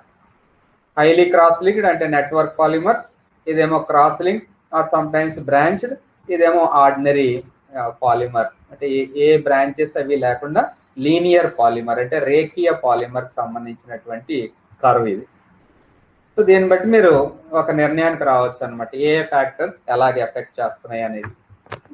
ఇంకా చూద్దాం పెండెంట్ గ్రూప్స్. మనం పెండెంట్ గ్రూప్స్ అంటే శృంఖల శాఖల సమూహములు అని చెప్పి తెలుగులో రాసుకున్నాం. బల్కీ పెండెంట్ గ్రూప్స్, ఇక్కడ ఇది చూడండి, ఇది పాలీప్రొపిలిన్, ఇది పాలీస్టైరిన్. స్టైరిన్ వచ్చి C6H5CH డబుల్ బాండ్ CH2 అండి స్టైరిన్. పాలీస్టైరిన్ పాలిమరైజేషన్ అయింది. ఇదేమో polypropylene, propylene CH2 double bond CH3 propylene. ఇక్కడ దీనికి డిఫరెన్స్ చూడండి, ఇదేమో CH3 గ్రూప్ అంత బల్కీ కాదు, ఇదేమో C6H5 చాలా strong and bulky benzene ring ఇది. సో ఎప్పుడైతే మీకు ఇక్కడ బెంజీన్ రింగ్ ఉందో ఏమవుతుంది, బల్కీ పెండెంట్ గ్రూప్ గా పనిచేసి such as bending ring can catch on neighboring chains like a fish hook and restrict rotational motion freedom, and thus the TG of the polymer is increased. ఇదేం చేస్తుంది? ఇది ప్రశాంతంగా తన పని తను చేసుకుంటుంది, CH3 గ్రూప్ కాబట్టి. ఇదేంటిది? Benzene ring. బెంజిన్ రింగ్ ఏం చేస్తుందంటే పక్క మాలిక్యూల్ మీద ఉన్నటువంటి సమూహాలని ఒక చేపల ముళ్ళు అంటే ఫిష్ హుక్, చేప పట్టడానికి ఉపయోగిస్తాం కదా, హుక్ అలాగ పట్టుకుని ఏం చేస్తుందంటే జారిపోకుండా గ్రిప్ తెచ్చుకుంటుంది అన్నమాట. సో అలాగా ఒకదానితో ఒకటి బాగా దగ్గరగా అసోసియేట్ అయిపోవడం వల్ల ఏం జరుగుతుందంటే మనం దాన్ని ఏమాత్రం సాఫ్ట్గా తయారు చేయాలని చెప్పి ట్రై చేసినా కానీ ఏమవుద్ది? ఎక్కువ టెంపరేచర్ అవసరం ఉంటుంది. అంటే టీజీ వాల్యూ బాగా పెరిగేటటువంటి పరిస్థితి ఇక్కడ మనకి కనిపిస్తుంది. ఓకేనండి. సో ఎక్కువ టెంపరేచర్ దీనికి మనకి అవసరం పడుతుంది అని చెప్పి ఇక్కడే తెలిసిపోతుంది అన్నమాట. So pendant groups, bulky pendant groups such as benzene ring can catch on neighbouring chains like A fish hook and restrict rotational motion freedom, and thus the TG of the polymer is increased అని చెప్పి చెప్పుకుంటున్నాం. అదే విషయాన్ని మనకి same to same తెలుగులో కూడా explanation ఉంది, దాన్ని మీరు ఫాలో అవడానికి ట్రై చేయండి. అలాగే ప్లాస్టిసైజర్లు. ఓకే, ప్లాస్టిసైజర్ల గురించి మాట్లాడేటప్పుడు మార్ధవ పదార్థంలు అన్నాం. పాలిమర్ యొక్క సమ్యతను పెంచుటకు మిశ్రమం చేయబడిన అల్ప అణుభారం గల సమ్మేళనములను మార్ధక పదార్థములు అండ్ ప్లాస్టిసైజర్స్ అంటారు అని చెప్పి చెప్పుకుంటున్నాం. అంటే ఏం లేదండి, ప్లాస్టిక్స్ తయారు చేసేటప్పుడు వాటి యొక్క ప్రాపర్టీస్ మనకి అనుకూలంగా ఉండేటట్టుగా మార్పు చెందించడానికి కొన్ని బయట నుంచి కలిపేటటువంటి పదార్థాలనే ప్లాస్టిసైజర్లు అంటాం. సో ఇలా ఎక్కువ ప్లాస్టిసైజర్లు కానీ కలిపామనుకోండి, అప్పుడు inter molecular forces of attraction ఉండవలసిన దానికంటే తక్కువ ఉంటుంది. సో ఎప్పుడైతే inter molecular forces of attraction తక్కువ ఉంటుందో అప్పుడు ఏంటంటే ఏం జరుగుతుంది అంటే ఈజీగా అది గ్లాసీ స్టేట్ నుంచి రబ్బరీ స్టేట్ కి మారిపోయేటటువంటి పరిస్థితి ఉంటుంది. ఓకే, అందు గురించి ప్లాస్టిసైజర్లు కానీ ఎక్కువగా వాడినటువంటి పాలిమర్ కానీ ఉంటే అక్కడ టీజీ వాల్యూ అనేది తక్కువగా ఉంటుంది అని చెప్పి మనం ఇక్కడ గ్రహించాల్సినటువంటి విషయం. These are low molecular weight compounds that are added to plastics to increase their flexibility and workability. Workability అంటే మనకి కావలసిన విధంగా పదార్థాన్ని, అంటే అది మగ్గులా చెంబులా బకెట్లా అనేది అది చూసుకోండి, తయారు చేయడానికి మనకి అనుకూలంగా ఉండే పదార్థాన్ని తయారు చేసుకోవడానికి ప్లాస్టిసైజర్లను కలుపుతాం. కానీ అలా కలపడం వల్ల ఏం జరుగుతుంది? They weaken the intermolecular forces between the polymer chains and thus decreases the TG value. So అలా జరగడం వల్ల ఏమవుతుంది? టీజీ వాల్యూ అనేది తగ్గుతుంది. Plasticizers are often added to semi crystalline polymers to lower the value of TG below room temperature. కొన్ని సందర్భాల్లో ఈ కావాలనే టీజీ వాల్యూని డ్రాస్టిక్ గా తగ్గించడానికి కోసం కూడా ఈ ప్లాస్టిసైజర్స్ ని ఉపయోగిస్తారు అని చెప్పి మన ఈ సెంటెన్స్ ద్వారా తెలుస్తుంది. And today we will focus our study on concepts on glass transition temperature. Glass transition temperature గురించి ఇప్పటికే చాలా విషయాల్ని నేర్చుకున్నాం. ఫైనల్గా ఈ గ్లాస్ ట్రాన్సిషన్ టెంపరేచర్ మీద కొన్ని కాన్సెప్ట్స్ ఉన్నాయి. Concepts like free volume theory and basing on that WLF equation. ఈ రెండాటిని కూడా మనం స్టడీ చేసినట్టయితే గ్లాస్ ట్రాన్సిషన్ టెంపరేచర్ సిలబస్ ప్రకారంగా కంప్లీట్గా స్టడీ చేసినట్టుగా అవుతుంది. సో మనం ఏ ఏరియాల్లో ఫోకస్ చేస్తాం అనేది ఒకసారి చూడండి. Free volume theory and WLF equation. ఈ స్లైడ్ చూస్తే మనం నేనేం చెప్పాలనుకుంటున్నాను ఈ క్లాస్లో మీకు ఫుల్ క్లారిటీ, అంటే ఫుల్ పిక్చర్ అంతా కూడా అర్థమైనట్టుగా తెలుస్తుంది. తెలుగు మీడియం స్టూడెంట్స్, నా బుక్ కానీ మీ దగ్గర ఉండుంటే పేజ్ నెంబర్ 18 చూడండి. Material or book what ever it may be. స్వేచ్ఛ ఘనపరిమాణ సిద్ధాంతము, గాజు పరివర్తన ఉష్ణోగ్రతను వివరించడానికి ఉపయోగించే స్వేచ్ఛ ఘనపరిమాణ సిద్ధాంతము, ఇంగ్లీష్లో అయితే free volume theory. English medium డైరెక్ట్గా ఎలాగా స్లైడ్స్లోనే ఉంటుంది కాబట్టి నేను ఎక్స్ప్లెయిన్ చేసుకుంటూ వెళ్తాను. మీరు ఈ పాయింట్ వైజ్ చూడండి. బోత్ తెలుగు అండ్ ఇంగ్లీష్ మీడియంలో ఒకే రకమైనటువంటి ఎక్స్ప్లెనేషన్ ఉంటుంది. Need not worry. Free volume theory is used for explaining glass transition temperature of a polymer. పాలిమర్ల యొక్క గ్లాస్ పరివర్తన ఉష్ణోగ్రతను వివరించడానికి ఈ సిద్ధాంతం అంటే స్వేచ్ఛా ఘనపరిమాణ సిద్ధాంతం ఎంతగానో ఉపయోగపడుతుంది అని చెప్పి మనం చెప్పుకుంటున్నాం. ఇందులో ముఖ్యంగా ఈ సిద్ధాంతం ఫ్రీ వాల్యూమ్ థియరీ లేదా స్వేచ్ఛా ఘనపరిమాణ సిద్ధాంతం అని దేన్నైతే అంటున్నామో ఇది అస్ఫటిక పాలిమర్ల గురించి ప్రతిపాదించబడింది అని చెప్పి చెప్పుకుంటున్నాం అండి. మనకి ఘన పదార్థాల గురించి మాట్లాడుకుంటే వాటిని రెండు రకాలుగా వర్గీకరించవచ్చు. స్ఫటిక పదార్థాలు, అస్ఫటిక పదార్థాలు. స్ఫటిక పదార్థాల గురించి కానీ మాట్లాడినట్టయితే అందులో arrangement of atoms are molecules ఒక క్రమ పద్ధతిలో ఉంటాయి. క్రిస్టలైన్ స్ట్రక్చర్, ఆర్డర్లీ అరేంజ్మెంట్ ఉంటుంది. అలా కాకుండా ఈ అస్ఫటిక పదార్థాల గురించి కానీ చూసినట్టయితే వాటిలో కణాల యొక్క అమరిక స్ఫటిక పదార్థాల్లో అన్నంత క్రమ పద్ధతిలో ఉండవు. సో దాన్ని బేస్ చేసుకుని ముందుగా ఈ ఫ్రీ వాల్యూమ్ థియరీ అనేది దేన్ని ఎక్స్ప్లెయిన్ చేయడానికి ప్రపోజ్ చేయబడింది అంటే అస్ఫటిక పాలిమర్ల కొరకు ప్రతిపాదించబడింది అని చెప్పి మనం రాసుకున్నాం. వీటి యొక్క ముఖ్యమైన విషయాలు ఏమున్నాయో చూద్దాం. ఫ్రీ వాల్యూమ్, ఆ పేరే థియరీ యొక్క పేరే ఫ్రీ వాల్యూమ్. ఫ్రీ వాల్యూమ్ అంటే స్వేచ్ఛా ఘన పరిమాణము. అంటే అణువులు లేదా పరమాణువులు మూవ్ అవడానికి ఉన్నటువంటి స్వేచ్ఛా ఘన పరిమాణము. అది వేరే దేంతోని కూడా ఆక్యుపై కానటువంటి ఆ స్వేచ్ఛా ఘన పరిమాణం ఎంత ఉంది అనే విషయం మీద ఆధారపడి ఉంటుంది. The free volume designated as VF is defined as the space in a solid or liquid that is not occupied by the molecule. That means the empty space. ఖాళీగా ఉన్నటువంటి ప్రదేశము. సో ఆ ఖాళీగా ఉన్నటువంటి ప్రదేశాన్ని మనం స్వేచ్ఛా ఘన పరిమాణం అంటాం, ఫ్రీ వాల్యూమ్ అంటాం. దాన్ని బేస్ చేసుకుని ఎక్స్ప్లెయిన్ చేసేటటువంటి థియరీని ఫ్రీ వాల్యూమ్ థియరీ అని చెప్పి చెప్పుకుంటున్నాం. ద ఫ్రీ వాల్యూమ్ ఫ్రాక్షన్ అంటే ఆ fraction ఎలాగొస్తుంది?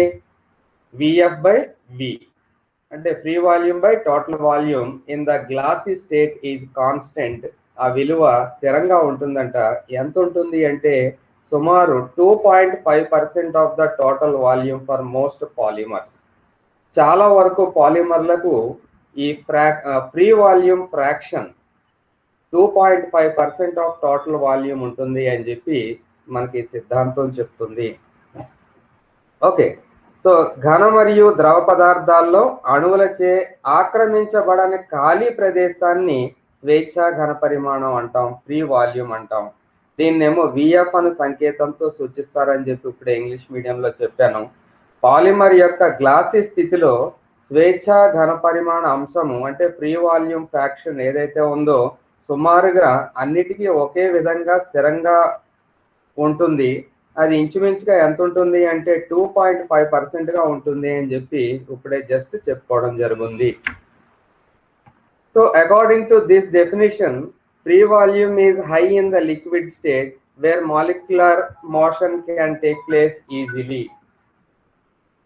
Okay, so according to this definition free volume is high in the liquid state where molecular motion can take place easily. Liquid state లో free volume ఎక్కువగా ఉంటుంది. ఎందుకంటే అక్కడ అణువులు చలించడానికి ఈజీగా ఉంటుంది కాబట్టి. కానీ అదే గ్లాసీ స్థితికి వచ్చినట్టయితే కనుక ఇంకా ఎక్కువగా ఫ్రీ వాల్యూమ్ ఉండడానికి అవకాశం లేదు, రెస్ట్రిక్ట్ అయిపోతుంది. ఆ విలువ ఆల్మోస్ట్ చాలా పాలిమర్స్కి ఎంత ఉంటుంది అని చెప్పుకుంటున్నాం? 2.5%గా ఉంటుంది అని చెప్పి గమనించాలి. ఓకే, నెక్స్ట్ పాయింట్ ఏం చెప్తుందో చూద్దాం. విత్ డిక్రీజింగ్ టెంపరేచర్ అంటే ఉష్ణోగ్రత తగ్గుతుంది. ఉష్ణోగ్రత తగ్గడం అంటే ఏ స్థితికి వెళ్తున్నాం మనం? గ్లాసీ స్థితికి వెళ్ళడం జరుగుతుంది. there is a reduction in free volume until at some temperature on cooling there will not be enough empty space to allow molecules to move relative to one another. That is, there is not enough free volume for large scale conformational changes. So ఇక్కడ ఉన్నటువంటి ఆ విషయం ఏంటో చూడండి. ఉష్ణోగ్రత తగ్గుతుంది, decreasing temperature. ఉష్ణోగ్రత తగ్గుతుంటే ఏం జరుగుతుందని చెప్పి నేర్చుకుంటున్నాం. రిడక్షన్ ఇన్ ఫ్రీ వాల్యూమ్, స్వేచ్ఛ ఘన పరిమాణంలో తగ్గుదల కనపడుతుంది. ఎంతవరకు? ఒక టెంపరేచర్ వరకు మాత్రమే. అలాగా ఇంకా కూలింగ్ చేసుకుంటూ వెళ్ళారనుకోండి, there will not be enough empty space to allow molecules to move relative to one another. So ఇంకా టెంపరేచర్ తగ్గించుకుంటూ వెళ్తూ ఉన్నాము అంటే ఆ మాలిక్యూల్స్, పాలిమర్లో ఉన్న మాలిక్యూల్స్ ఫ్రీగా మూవ్ అవడానికి అవకాశం ఉండదు. ఎందుకంటే there is not enough free volume for large scale conformational changes. So అనురూపకాలు ఒక స్థితి నుంచి ఇంకో స్థితికి మార్పు చెందడానికి కావలసినటువంటి కనీస ఘన పరిమాణం ఏదైతే ఉందో, అంటే స్వేచ్ఛగా ఉండేటటువంటి ఘన పరిమాణం ఏదైతే ఉందో అది అంత లభించదు. కాబట్టి ఏమవుతుంది అంటే ఆ మూమెంట్ అంతా కూడా రెస్ట్రిక్ట్ అయిపోతుంది. మూమెంట్ ఎప్పుడైతే రెస్ట్రిక్ట్ అవుతుందో దాన్నే మనం గ్లాసీ స్టేట్ అని చెప్పి పిలుస్తామని చెప్పి ఫ్రీ వాల్యూమ్ థియరీ మనకి ఎక్స్ప్లెయిన్ చేస్తుంది. అంతే, గ్లాస్ ట్రాన్సిషన్ టెంపరేచర్ కంటే పైనేమో ఫ్రీ వాల్యూమ్ ఎక్కువగా ఉంటుంది, స్వేచ్ఛ ఘన పరిమాణం ఎక్కువగా ఉంటుంది. Glass transition temperature TG value కంటే తక్కువ ఉష్ణోగ్రత కానీ ఉంటే ఒక స్టేజ్ వరకు క్రమంగా తగ్గి ఇంకా అది కాన్స్టెంట్ గా ఉండిపోతుంది అనమాట. కాన్స్టెంట్ వాల్యూ ఎంత అంటే సుమారు 2.5% ఉంటుంది అని చెప్పి ఇక్కడ మనం చెప్పుకుంటున్నాం. సో ఎప్పుడైతే మనకి ఈ ఫ్రీ వాల్యూమ్ అనేది 2.5% దగ్గర రెస్ట్రిక్ట్ అయిపోయిందో, ఈ అనురూపకాలు అంటే పాలిమర్ లో ఉండేటటువంటి అనురూపకాలు అంటే కన్ఫర్మేషన్స్, ఒక కన్ఫర్మేషన్ నుంచి ఇంకో కన్ఫర్మేషన్ కి మార్పు చెందడానికి పెద్దగా అవకాశం ఉండదు. సో అలాగ అవకాశం లేదు కాబట్టి అవన్నీ కూడా చాలా సాలిడ్ గా అలాగే ఉండిపోవడం జరుగుతుంది. అంటే ఫ్లో అది ఏమీ ఉండదు. సో ఆ విషయాన్ని మనం ఇక్కడ గ్రహించాలి. దాన్ని మనం గ్లాసీ స్థితి అని చెప్పి చెప్పుకుంటాం అనేది ఇక్కడ ముఖ్యమైనటువంటి విషయం ఫ్రీ వాల్యూమ్ థియరీ. ఇంకా కొన్ని పాయింట్స్ చూద్దాం. అలాగే సేమ్ మీరు కూడా ఇలాగే పాయింట్ వైజ్ రాసుకోండి. పాయింట్ వైజ్ రాసి ఎగ్జామ్లో ఏదో క్వశ్చన్ వస్తుంది రెండాటిలోని, ఈజీగా మీరు ఆ పాయింట్ వైజ్ అక్కడ రిప్రజెంట్ చేస్తే సరిపోతుంది. మీకు ఏ పాయింట్స్ గుర్తొస్తే ఆ పాయింట్స్ డీటెయిల్గా ఎక్స్ప్లెయిన్ చేయండి, అంతవరకు అది సరిపోతుంది. The glass transition temperature Tg corresponds to the temperature when a critical value of free volume VVF is reached, so that the polymer chains can be considered as frozen in fixed positions. ఇందాక starting లో మీకు lesson start చేసినప్పుడు మాట్లాడాను, solids రెండు రకాలు అని చెప్పి. ఏంటవి? Crystalline solids, amorphous solids. Crystalline solids లో ఆటమ్స్ లేదా మాలిక్యూల్స్ యొక్క అరేంజ్మెంట్ చాలా సిస్టమేటిక్ గా ఉంటుంది అని చెప్పన్నాను. అమార్ఫస్ సాలిడ్స్ లో అంత సిస్టమేటిక్ గా ఉండదు.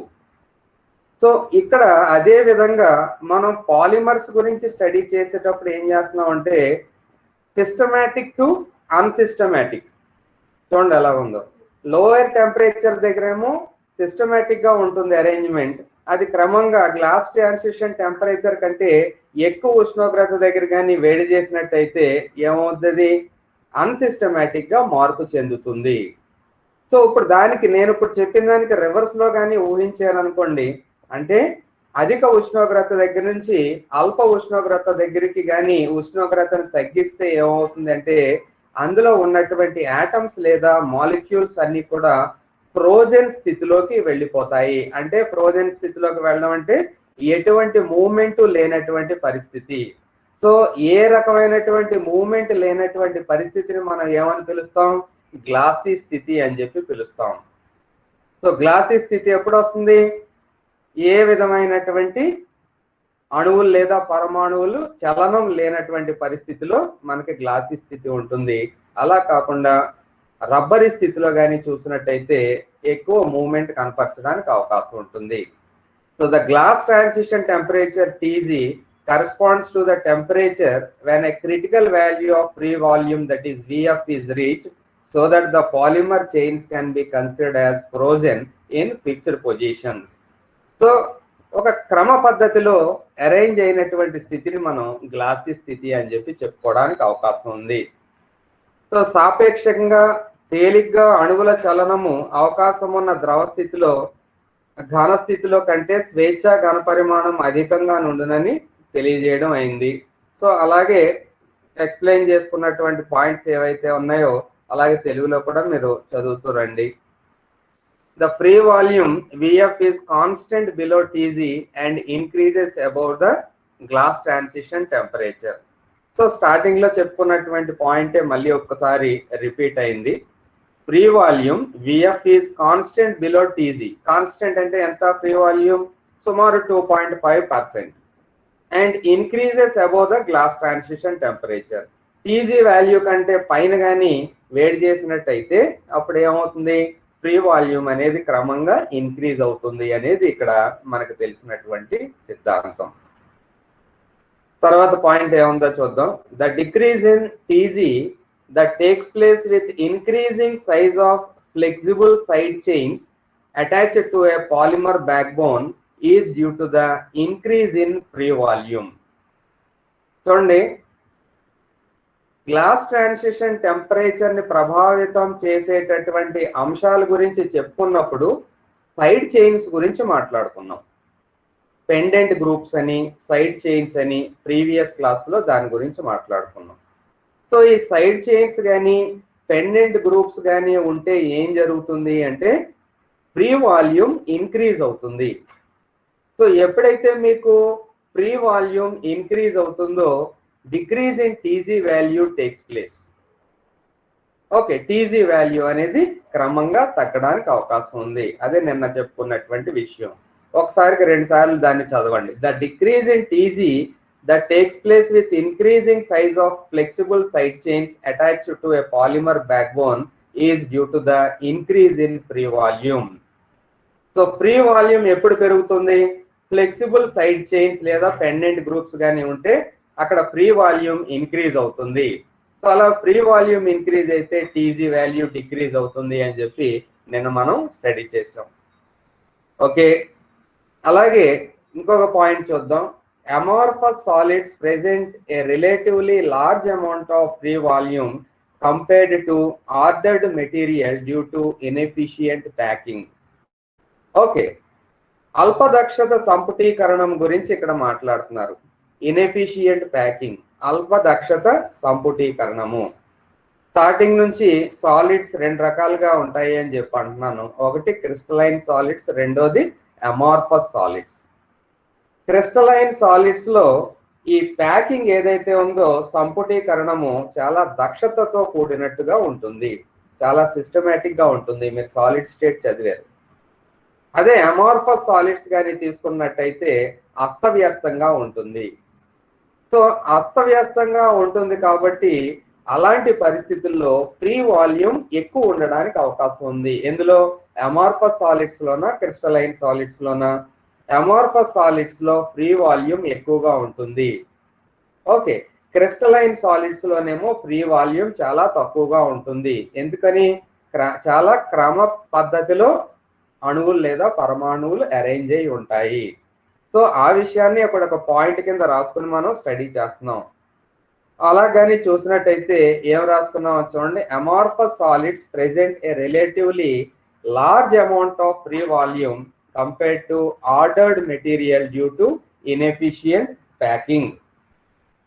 సో అల్పదక్షత సంపుటీకరణము, ఇన్ఎఫిషియంట్ ప్యాకింగ్ వలన అస్ఫటిక పాలిమర్లు అంటే అమార్ఫస్ పాలిమర్లలో స్ఫటిక పాలిమర్ల కన్నా సాపేక్షంగా అధిక స్వేచ్ఛ ఘన పరిమాణము గోచరించును. సో చాలా క్లియర్ గా ఉంది ఆ పాయింట్.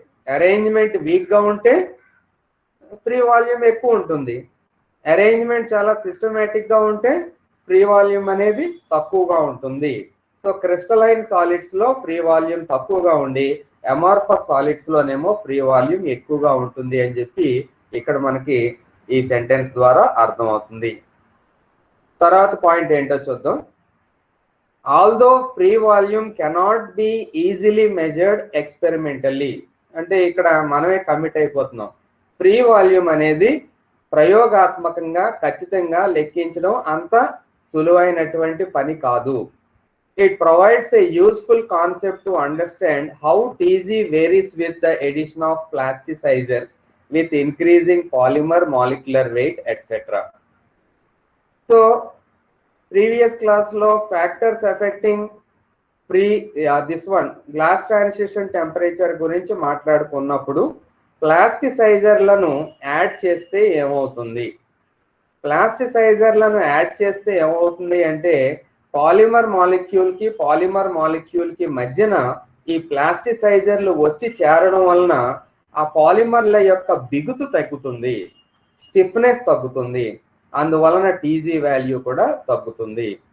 అలాగే మాలిక్యులర్ వెయిట్ ఏ రకంగా ఇన్ఫ్లుయెన్స్ చేస్తుంది, మాలిక్యులర్ వెయిట్ ఇంక్రీజ్ అవుతూ ఉంటే గ్లాస్ ట్రాన్సిషన్ టెంపరేచర్ ఇంక్రీజ్ అవుతుంది అని చెప్పి మనం గతంలో నేర్చుకున్నాం. సో ప్రాక్టికల్ గా ఎగ్జాక్ట్ గా మనం ఫ్రీ వాల్యూమ్ ని క్యాలిక్యులేట్ చేయలేము అనేది ఇక్కడ మనం చెప్పుకుంటున్నటువంటి పాయింట్. కానీ కొంత ఇన్ఫర్మేషన్ ఈ ఫ్రీ వాల్యూమ్ నుంచి చాలా వాల్యుబుల్ ఇన్ఫర్మేషన్ అనేది మనకి పొందడానికి అవకాశం ఉంటుంది. It provides a useful concept to understand how TG value, that is glass transition temperature, varies with the addition of plasticizers and in other cases increasing polymer weight, etc. Okay, ఇక్కడ మనం తెలుగులో కూడా అదే విధంగా రాసుకున్నాం.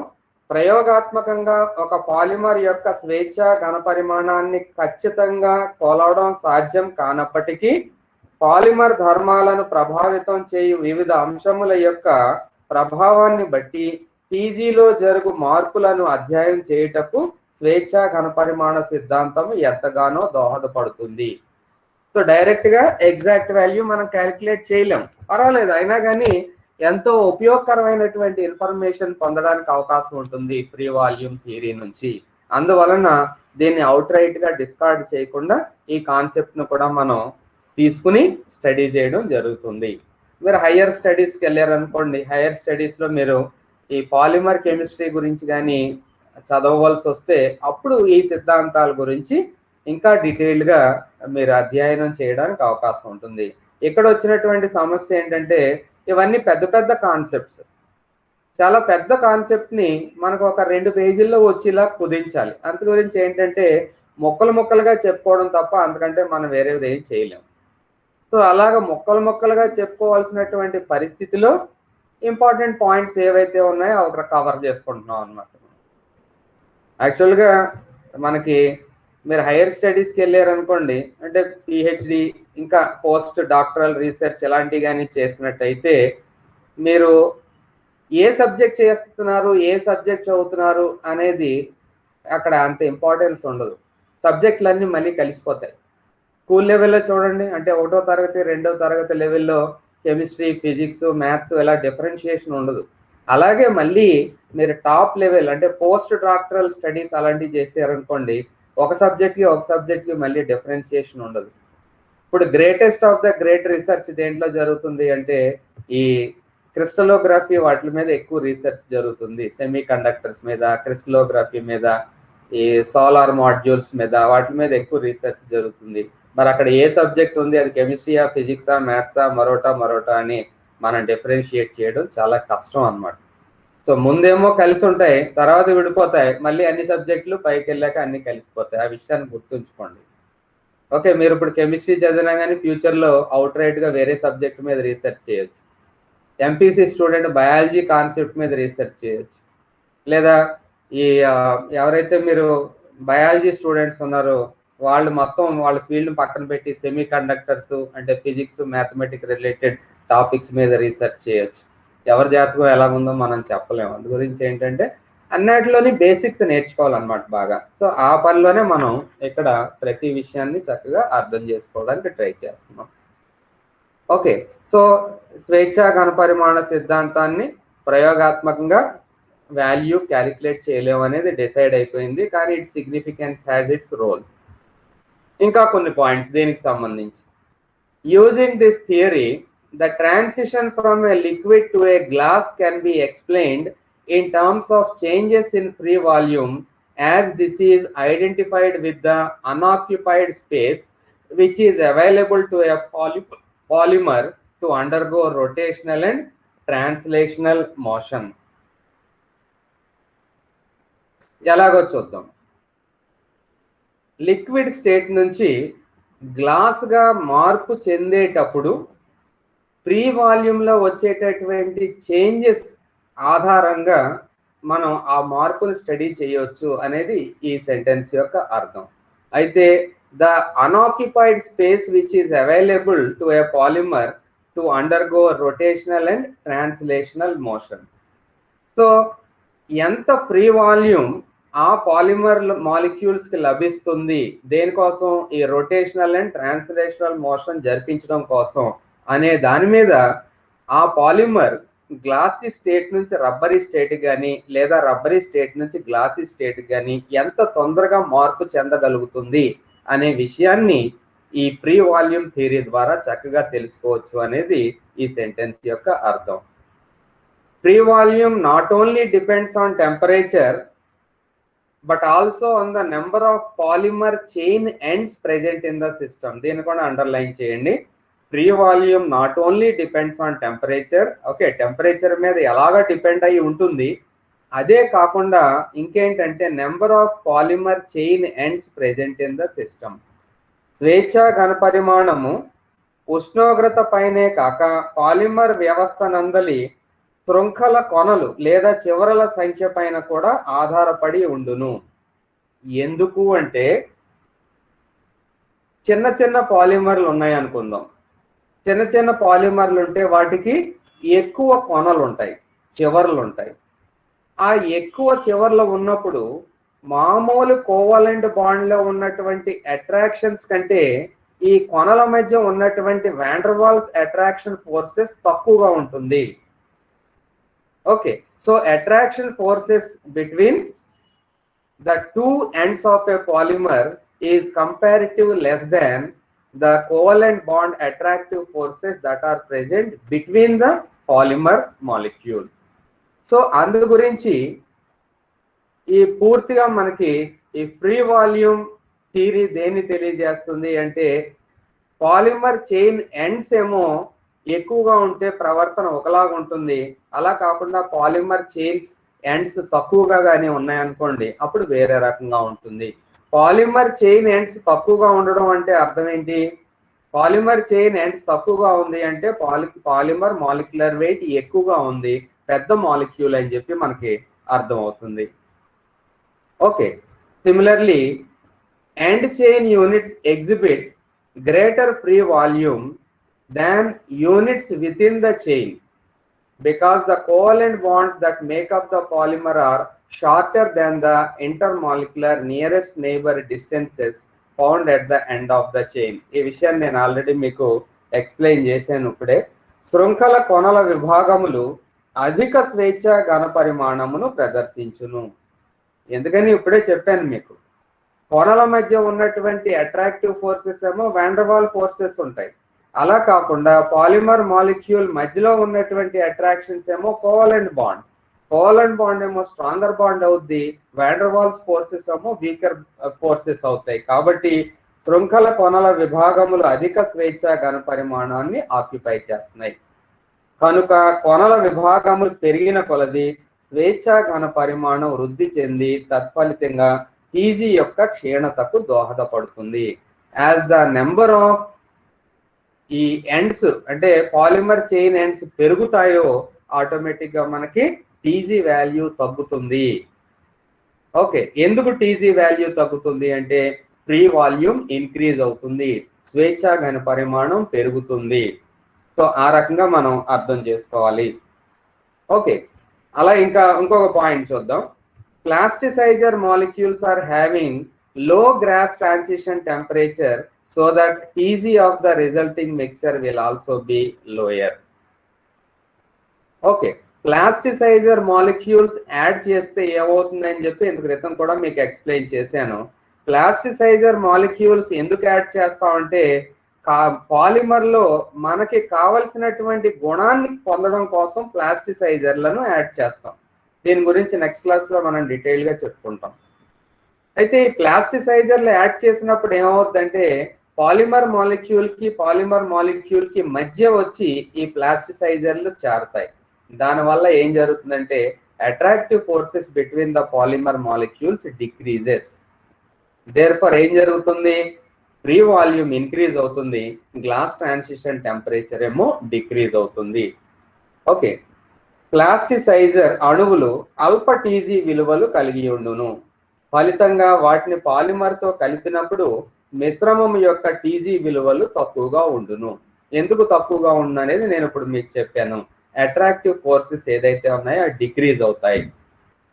ఓకే, అలాగే ఇంకొక point, last point ఏం చెప్తామో చూడండి. The free volume of a polymer greatly increases when it reaches the glass transition temperature from the solid state. Solid స్టేట్లో ఉన్నటువంటి పదార్థాన్ని ఏం చేస్తున్నాం అంటే క్రమంగా తగ్గిస్తున్నాం టెంపరేచర్. క్రమంగా టెంపరేచర్ కానీ తగ్గిస్తూ పోతూ ఉంటే ఒక స్టేజ్ దగ్గర ఏమవుద్ది, రబ్బరీ స్థితి ఏమో గ్లాసీ స్థితిగా మారుతుంది. రబ్బరీ స్థితి గ్లాసీ స్థితిగా మారినప్పుడు ఫ్రీ వాల్యూమ్ గ్రాడ్యువల్ గా డిక్రీజ్ అవుతుంది. ఒక పాయింట్ దగ్గరకు వచ్చేటప్పటికి అది 2.5% సుమారుగా స్టెబిలైజ్ అయిపోతుంది. దీనికి రివర్స్ కాన్సెప్ట్. దానికి రివర్స్ కాన్సెప్ట్ అంటే ఏంటంటే గ్లాసీ స్థితిలో ఉన్నటువంటి పాలిమర్ని వేడి చేస్తూ పోయాం అనుకోండి, ఒరిజినల్ గా ఫ్రీ వాల్యూమ్ ఎంత ఉంది, సుమారు 2.5% ఉంది. అది గ్లాస్ ట్రాన్సిషన్ టెంపరేచర్ చేరేటప్పటికి ఒక్కసారిగా ఫ్రీ వాల్యూమ్ బాగా పెరగడానికి అవకాశం ఉంటుంది. సో అదే last point. The free volume of a polymer greatly increases when it reaches the glass transition temperature from the solid state. Glassy స్థితి నుంచి రబ్బరీ స్థితికి మారే క్రమంలో గ్లాస్ ట్రాన్సిషన్ టెంపరేచర్ ఎక్కడైతే ఉందో అక్కడ ఒక్కసారిగా ఈ ఫ్రీ వాల్యూమ్ స్వేచ్ఛా ఘనపరిమాణంలో పెరుగుదల మనకి చాలా క్లియర్ గా కనిపిస్తుంది అనేది ఇక్కడ చెప్పుకున్నటువంటి పాయింట్. సో ఘన స్థితి నుండి గ్లాస్ పరివర్తన ఉష్ణోగ్రతకు చేరినప్పుడు పాలిమర్ యొక్క స్వేచ్ఛా ఘనపరిమాణము గణనీయంగా వృద్ధి చెందుతుంది. సో ఈ రకంగా మనం అందుబాటులో ఉన్నటువంటి పాయింట్స్ అన్నిటిని కూడా డిస్కస్ చేసుకుంటూ వచ్చాం. ఫ్రీ వాల్యూమ్ థియరీ కనీసం ఒక 10 పాయింట్స్కి తగ్గకుండా కానీ మీరు ప్రాక్టీస్ చేశారనుకోండి, మంచి ఎస్సే రాయడానికి అవకాశం ఉంటుంది. Free volume theory. Okay, so more than 10% వచ్చింది. ఈజీగా గుర్తుంచుకోవచ్చు. కొన్ని మామూలుగా గుర్తుండేటటువంటి పాయింట్స్ గుర్తుపెట్టేసుకోండి. 2.5% ఇలాంటివన్నీ ఏవైతే ఉన్నాయో, ప్లాస్టిసైజర్ల ఎడిషన్, అలాంటి పాయింట్స్ అన్ని కూడా గుర్తుపెట్టేసుకోండి. గుర్తుపెట్టుకుంటే మీకు ఈజీగా ఎస్ఏలా రాయాలనుకుంటే ఎస్ఏలా రాయండి, లేదా మీరు మామూలుగా పాయింట్ వైజ్ రాయాలనుకుంటే పాయింట్ వైజ్ రాయండి. ఏది ఏమైనా కానీ లైట్గా తీసుకోవద్దు. ఈ విషయాల్ని ప్రాక్టీస్ చేస్తే తప్ప రాయలేరు. ఈ 3rd యూనిట్.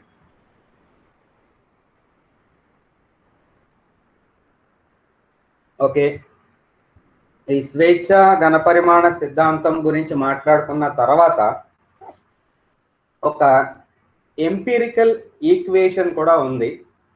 ఆ ఎంపిరికల్ ఈక్వేషన్ ని మనం WLF ఈక్వేషన్ అని చెప్పి పిలుచుకుంటాం. WLF name of the scientist, 3 scientist, Williams, Landel, Perry. Williams, Landel and Perry వీళ్ళ పేరు మీద WLF ఈక్వేషన్ అనేది మనకి ఒకదాన్ని ప్రవేశపెట్టడం జరిగింది. దీనికి పెద్దగా ఎక్స్పెరిమెంటల్ ప్రూఫ్ ఉండదు, కానీ అందుకే దాన్ని ఎంపిరికల్ ఈక్వేషన్ అని చెప్పి పిలుచుకున్నాం. చూడండి ఏం చెప్తుందో దీని గురించి ఒకసారి చూసుకుంటూ వద్దాం. ఆ ఈక్వేషన్స్ మాత్రం మీరు ప్రాక్టీస్ చేయాలి, చెప్తాను. విలియమ్స్, లాండెల్ మరియు పెర్రీ అను శాస్త్రజ్ఞులు పాలిమర్ పదార్థముల యొక్క ఉష్ణోగ్రత మరియు స్నిగ్ధతల మధ్య గల సంబంధమును తెలియజేయుటకు ప్రతిపాదించిన సమీకరణమే WLF సమీకరణము. దేనికి సంబంధాన్ని అంటే ఇక్కడ ఉష్ణోగ్రత మరియు స్నిగ్ధత. It gives the relationship between temperature dependence of the visco elastic properties of polymers. Temperature కి విస్కాసిటీకి మధ్య రిలేషన్ ని తీసుకొచ్చేటటువంటి సమీకరణము. ఓకే, వీరు ప్రతిపాదించిన సమీకరణమును అనుసరించి ఒక పాలిమర్ యొక్క స్నిగ్ధత T అను ఉష్ణోగ్రత వద్ద ఈటా అయితే మరియు అదే పాలిమర్ యొక్క స్నిగ్ధత ఆ పాలిమర్ యొక్క గ్లాస్ పరివర్తన ఉష్ణోగ్రత TG వద్ద ఈటా G అయితే వాటి మధ్య గల సంబంధమును సూచించే సమీకరణమును క్రింది చూపిన రూపంలో తెలియజేయవచ్చు. Okay, this equation can only be applied to temperatures at or above the glass transition temperature. అదొక కండిషన్ అండి. గ్లాస్ ట్రాన్సిషన్ టెంపరేచర్ TG కంటే పై ఉష్ణోగ్రత దగ్గర మాత్రమే ఈ విలియం లాండెల్ ఫెర్రీ ఈక్వేషన్ ని అప్లై చేయగలం, అంత కింద అప్లై చేయడానికి సాధ్యపడదు. Polymer exhibit noticeable behaviour doing flow and deformation which depends on both temperature and time, అంటే ఫ్రీక్వెన్సీ మీద కూడా ఆధారపడి ఉంటుంది. The visco elastic response of a polymer will depend on the shear history అని చెప్పి కూడా అంటున్నాం. అన్ని నేను ఎక్స్ప్లెయిన్ చేస్తాను. William Landell and Ferry have suggested that the viscosity eta at a temperature T may be related to the viscosity eta G at the glass transition temperature. అది ఏ రూపంలో మనం రాసుకోవచ్చో చూడండి. వాటి మధ్య గల సంబంధమును సూచించే సమీకరణము క్రింద చూపిన రూపంలో తెలియజేస్తున్నారు అని చెప్పి అంటున్నాం. log AT is equal to log eta into T minus log eta G, that is equal to B, B may be another constant అనుకోండి, into 1 by F into T minus 1 by FG. లేదా దాన్ని ఇంకొక రూపంలో కూడా రాయొచ్చు. log to the base 10 AT is equal to log 10 eta into T by eta into TG, that will be equal to B by 2.303 FG into minus alpha T minus TG by FG plus alpha into T minus TG అనే formula ఒకదాన్ని వాళ్ళు propose చేయడం జరిగింది. అది మీరు practice చేయండి, గుర్తుపెట్టుకుని రాయడానికి ట్రై చేయండి. 5 మార్కులు కానీ 10 మార్కులు కానీ అడుగుతారు. ఇది విలియం లాండే ఫెర్రీ WLF ఈక్వేషన్. పైన తెలిపిన సమీకరణాల్లో AT అనున్నది విస్థాపన గుణకము, షిఫ్ట్ ఫ్యాక్టర్. AT అనేది షిఫ్ట్ ఫ్యాక్టర్ అని చెప్పి గుర్తుపెట్టుకోండి. FG మరియు AF అను వాటి యొక్క సార్వత్రిక విలువలను ఉపయోగించి రెండు నవీన స్థిరాంకములు, మళ్ళీ ఇంకొక స్థిరాంకాలను తీసుకొస్తున్నారు, C1 మరియు CTని పొందవచ్చును అని చెప్పి తెలియజేస్తున్నారు. సో ఇక్కడ దేన్ని FG మరియు AFను ఉపయోగించి మళ్ళీ వేరే స్థిరాంకాలను తీసుకొస్తారు. అంటే ఇవన్నీ కూడా షార్ట్ కట్ లో మనం ప్రిపేర్ చేసుకున్న నోట్స్లు అండి. మధ్యలో ఇంకా చాలా ఈక్వేషన్లు ఉంటాయి. అందు గురించి ఇది ఎలాగొచ్చింది అనే యాంగిల్లో కంటే యాజ్ ఇట్ ఈస్ గా ప్రాక్టీస్ చేసి అక్కడ రీప్రొడ్యూస్ చేయడానికి ఎక్కువ ఇంపార్టెన్స్ ఇవ్వండి. లేదా అలాగా పేజీలు నిండిపోద్ది అనమాట. మీరు అదంతా ఎలా వచ్చింది అనే యాంగిల్లో కానీ ఆలోచించారంటే. చూడండి, ఇంకో కొత్తగా 2 కాన్స్టెంట్లు ప్రపోజ్ చేయడం జరిగింది అని చెప్పి అంటున్నాం. C1 is equal to B by FG nearly equal to ఎంత అవుతుంది? 17.44. Okay, C1 is equal to B by FG, it is nearly equal to 17.44. మరియు C2 is equal to ఎంత అవుతుందో చూడండి, FG by AF అంటాం. ఆ వాల్యూ 51.6 K అవుతుంది అని చెప్పి మనకి ఇక్కడ తెలియజేయడం జరుగుతుంది. Where AF is the thermal expansion coefficient. AF is thermal expansion coefficient. ఈ రెండు స్థిరాంకములు యథార్థంగా సార్వత్రిక స్థిరాంకాలు కావు. అదే నేను ఇందాక చెప్పాను, యూనివర్సల్ కాన్స్టెంట్స్ కావై. ఎందుకంటే వాటికి ఉండే లిమిటేషన్స్ వాటికి ఉంటాయి. అంటే కండిషన్స్ మారితే, పారామీటర్స్ మారితే ఆ వాల్యూస్ కూడా మారిపోతాయి. అటువంటి వాటిని మనం కాన్స్టెంట్ అని ఖచ్చితంగా అనజాలము. సమస్నిగ్ధత అంటే ఐసోవిస్కస్ స్వభావం ఉన్న పాలిమర్లకు మాత్రమే WLF సమీకరణము ఖచ్చితంగా వర్తించును. మిగిలిన అన్ని రకముల పాలిమర్లకు ఈ 2 పారామీటర్స్ చాలా భిన్నంగా ఉంటాయని చెప్పి గుర్తుంచుకోండి. ఐసోవిస్కస్ అంటే సేమ్ విస్కాసిటీ ఉన్నటువంటి పాలిమర్లకు ఈ సమీకరణాలు ఖచ్చితంగా వర్తిస్తాయి. అంతే తప్ప ఏమాత్రం వేర్వేరు విస్కాసిటీ ఉన్నటువంటి పాలిమర్స్ తీసుకుంటే ఈ సమీకరణాలు అంతగా ఉపయోగపడవు అని చెప్పి మనకు ఖచ్చితంగా తెలిసిపోతుంది. పైన తెలిపిన సమీకరణాలలో ఎఫ్జి అనున్నది పాలిమర్ యొక్క టీజీ వద్ద అంశిక స్వేచ్ఛ ఘనపరిమాణము, ఫ్రాక్షనల్ ఫ్రీ వాల్యూమ్. ఓకే, యొక్క విలువ. మరియు ఏఎఫ్ అనున్నది పాలిమర్ యొక్క ఉష్ణ వ్యాకోచ గుణకము, థర్మల్ ఎక్స్పాన్షన్ కోఎఫిషియంట్. పైన కూడా రాసాను, ఇంగ్లీష్ లో కూడా రాసుకున్నాం, అదే నేను తెలుగులో కూడా మీకు చెప్పడానికి ట్రై చేస్తున్నాను. పాలిమర్ యొక్క ఉష్ణ వ్యాకోచ గుణకము, థర్మల్ ఎక్స్పాన్షన్ కోఎఫిషియంట్, ఈ రెండు పారామీటర్స్ కు సార్వత్రిక విలువలను కింద తెలిపిన విధంగా సూచించడం జరిగింది. ఎంత ఉండొచ్చు వాల్యూస్ అంటే, it has been suggested that the two parameters have the universal value. fg వచ్చి సుమారుగా 0.025 మరియు af యొక్క విలువ వచ్చి 4.8 into 10 power minus 4 k inverse. ఆ వాల్యూస్ ఉంటాయని చెప్పి మనం ఇక్కడ మాట్లాడుకుంటున్నాం. Hence the empirical form of William Landau Perry WLF equation can take the following form. అంటే ఇక్కడ constant C1 and C2 introduce చేసిన తర్వాత ముందు చెప్పుకున్నటువంటి ఈక్వేషన్ ఏ రకంగా మారుతుందో చూద్దాం. అదే తెలుగులో, కొన్ని సందర్భాల్లో ఏటి యొక్క విలువను ద్రావణంలో పాలిమర్ యొక్క స్నిగ్ధత గుణకము ఈటా మరియు శుద్ధ ద్రావణి యొక్క స్నిగ్ధత గుణకము ఈటా నాట్ల నిష్పత్తిగా పరిగణిస్తారు. అనగా ఏటి is equal to eta by eta naught. So eta by eta naught తో మనం ఎప్పుడైతే సూచిస్తామని చెప్పన్నామో ఆ విషయాలను ఇక్కడ ఫార్ములాలో ఇన్క్లూడ్ చేస్తాం. డబ్ల్యూఎల్ఎఫ్ అనుభావిక సమీకరణము, ఇది ఎంపిరికల్ ఫార్ములా ను క్రింది విధంగా సూచించవచ్చును అని చెప్పి అనుకున్నాం. Log AT is equal to log eta by eta TG, that will be equal to minus C1 T minus TR divided by C2 plus T1 minus TR అవుతుంది. పైన సమీకరణంలో TR అనున్నది నిర్దేశిత ఉష్ణోగ్రత, రిఫరెన్స్ టెంపరేచర్ అవుతుంది. ఏదో ఒక రిఫరెన్స్ టెంపరేచర్ తీసుకుంటున్నాం. TR is the reference temperature అన్నాం. TR కు బదులుగా TGను పరిగణించినట్లయితే చాలా పాలిమర్లకు ఈ C1 C2 వాల్యూస్ ఒక నిర్దిష్ట వాల్యూ కింద రాసుకోవడానికి అవకాశం ఉంటుంది అని చెప్పి అంటున్నాం. ఆ విలువ ఎంత అంటే 17.4 పైన చెప్పినట్టుగానే, మరియు 15.6 ఇక్కడ 15.6 అని పడింది, అది 51.6 గా మార్క్ చేసుకోండి. తెలుగులోని 51.6 గా నుండును.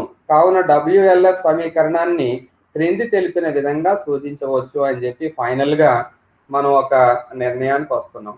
ఏంటి ఆ ఫైనల్ గా చెప్పుకునేటటువంటి ఈక్వేషన్ అంటే, log AT is equal to log eta by eta G, that will be equal to minus 17.44 into T minus TG divided by 51.6 plus T minus TG అవుతుంది.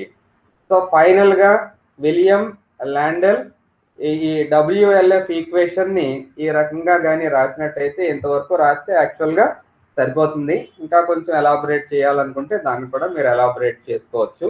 పాలిమర్ యొక్క ఉష్ణోగ్రత ఆధారిత స్నిగ్ధత స్థాపక ధర్మాలను వివరించుటకు ప్రతిపాదించబడిన అనుభావిక ఫార్ములాగా WLF సమీకరణమును భావించవచ్చు. What is the significance of WLF equation అని కానీ అడిగారు అనుకోండి, అంటే దీని యొక్క ప్రాముఖ్యత ఏంటి అంటే, పాలిమర్ల యొక్క ఉష్ణోగ్రత ఆధారిత స్నిగ్ధత స్థాపక ధర్మాలను వివరించుటకు ప్రతిపాదించబడిన ప్రభావిక ఫార్ములాగా WLF సమీకరణమును భావించవచ్చును అని చెప్పుకోవచ్చు. గ్లాస్ పరివర్తన ప్రాంతము, గ్లాస్ ట్రాన్సిషన్ రీజన్ లో పాలిమర్ల యొక్క కాలము, ఉష్ణోగ్రత ప్రవర్తన అంటే టైం టెంపరేచర్ బిహేవియర్ ను వివరించడానికి కూడా WLF సమీకరణం ఉపయోగపడుతుంది అని చెప్పి మీరు ఒక అడ్వాంటేజ్ గా రాయొచ్చు, సిగ్నిఫికెన్స్ గా రాయొచ్చు. ఏమైనా డిసడ్వాంటేజెస్ ఏమైనా ఉన్నాయంటే దాన్ని కూడా ఇక్కడ ప్రస్తావించవచ్చు మీరు. ఒక పాలిమర్ యొక్క గ్లాస్ పరివర్తన ఉష్ణోగ్రత TG వద్ద కానీ లేక ఆపై ఉష్ణోగ్రతల్లో మాత్రమే WLF సమీకరణము అనువర్తించబడుతుంది. అది స్టార్టింగ్ లో చెప్పుకున్నాం. అంటే లోయర్ దాన్ TG వాల్యూ దగ్గర ఈ WLF అంటే విలియం లాండే పెర్రీ ఈక్వేషన్ ఏదైతే ఉందో ఇది అంత మంచి రిజల్ట్స్ ని ఇవ్వదు. ఉష్ణోగ్రత మరియు కాలము, పౌనపున్యము రెండింటిపై ఆధారిత ప్రవర్తనను పాలిమర్లు ప్రవాహ అంటే ఫ్లో మరియు నిరూపణ అంటే డిఫార్మేషన్ల యందు మాత్రమే ప్రదర్శించును. అనగా పాలిమర్ యొక్క స్నిగ్ధత స్థితిస్థాపక అనుక్రియ, విస్కో ఎలాస్టిక్ రెస్పాన్స్, విరూపణ చరిత్ర, షీర్ హిస్టరీపై ఆధారపడి ఉండును అని చెప్పి ఇంతవరకు రాయాలనుకున్న వాళ్ళు రాయొచ్చు. అంటే మాక్సిమం ఈ WLF ఈక్వేషన్ అనేది 5 మార్క్స్ అడుగుతున్నారు. ఎందుకన్నా మంచిదని మీరు 10 మార్క్స్ ప్రిపేర్ అయ్యి ఉండండి. చాలా లెందీగా ఉంటుంది.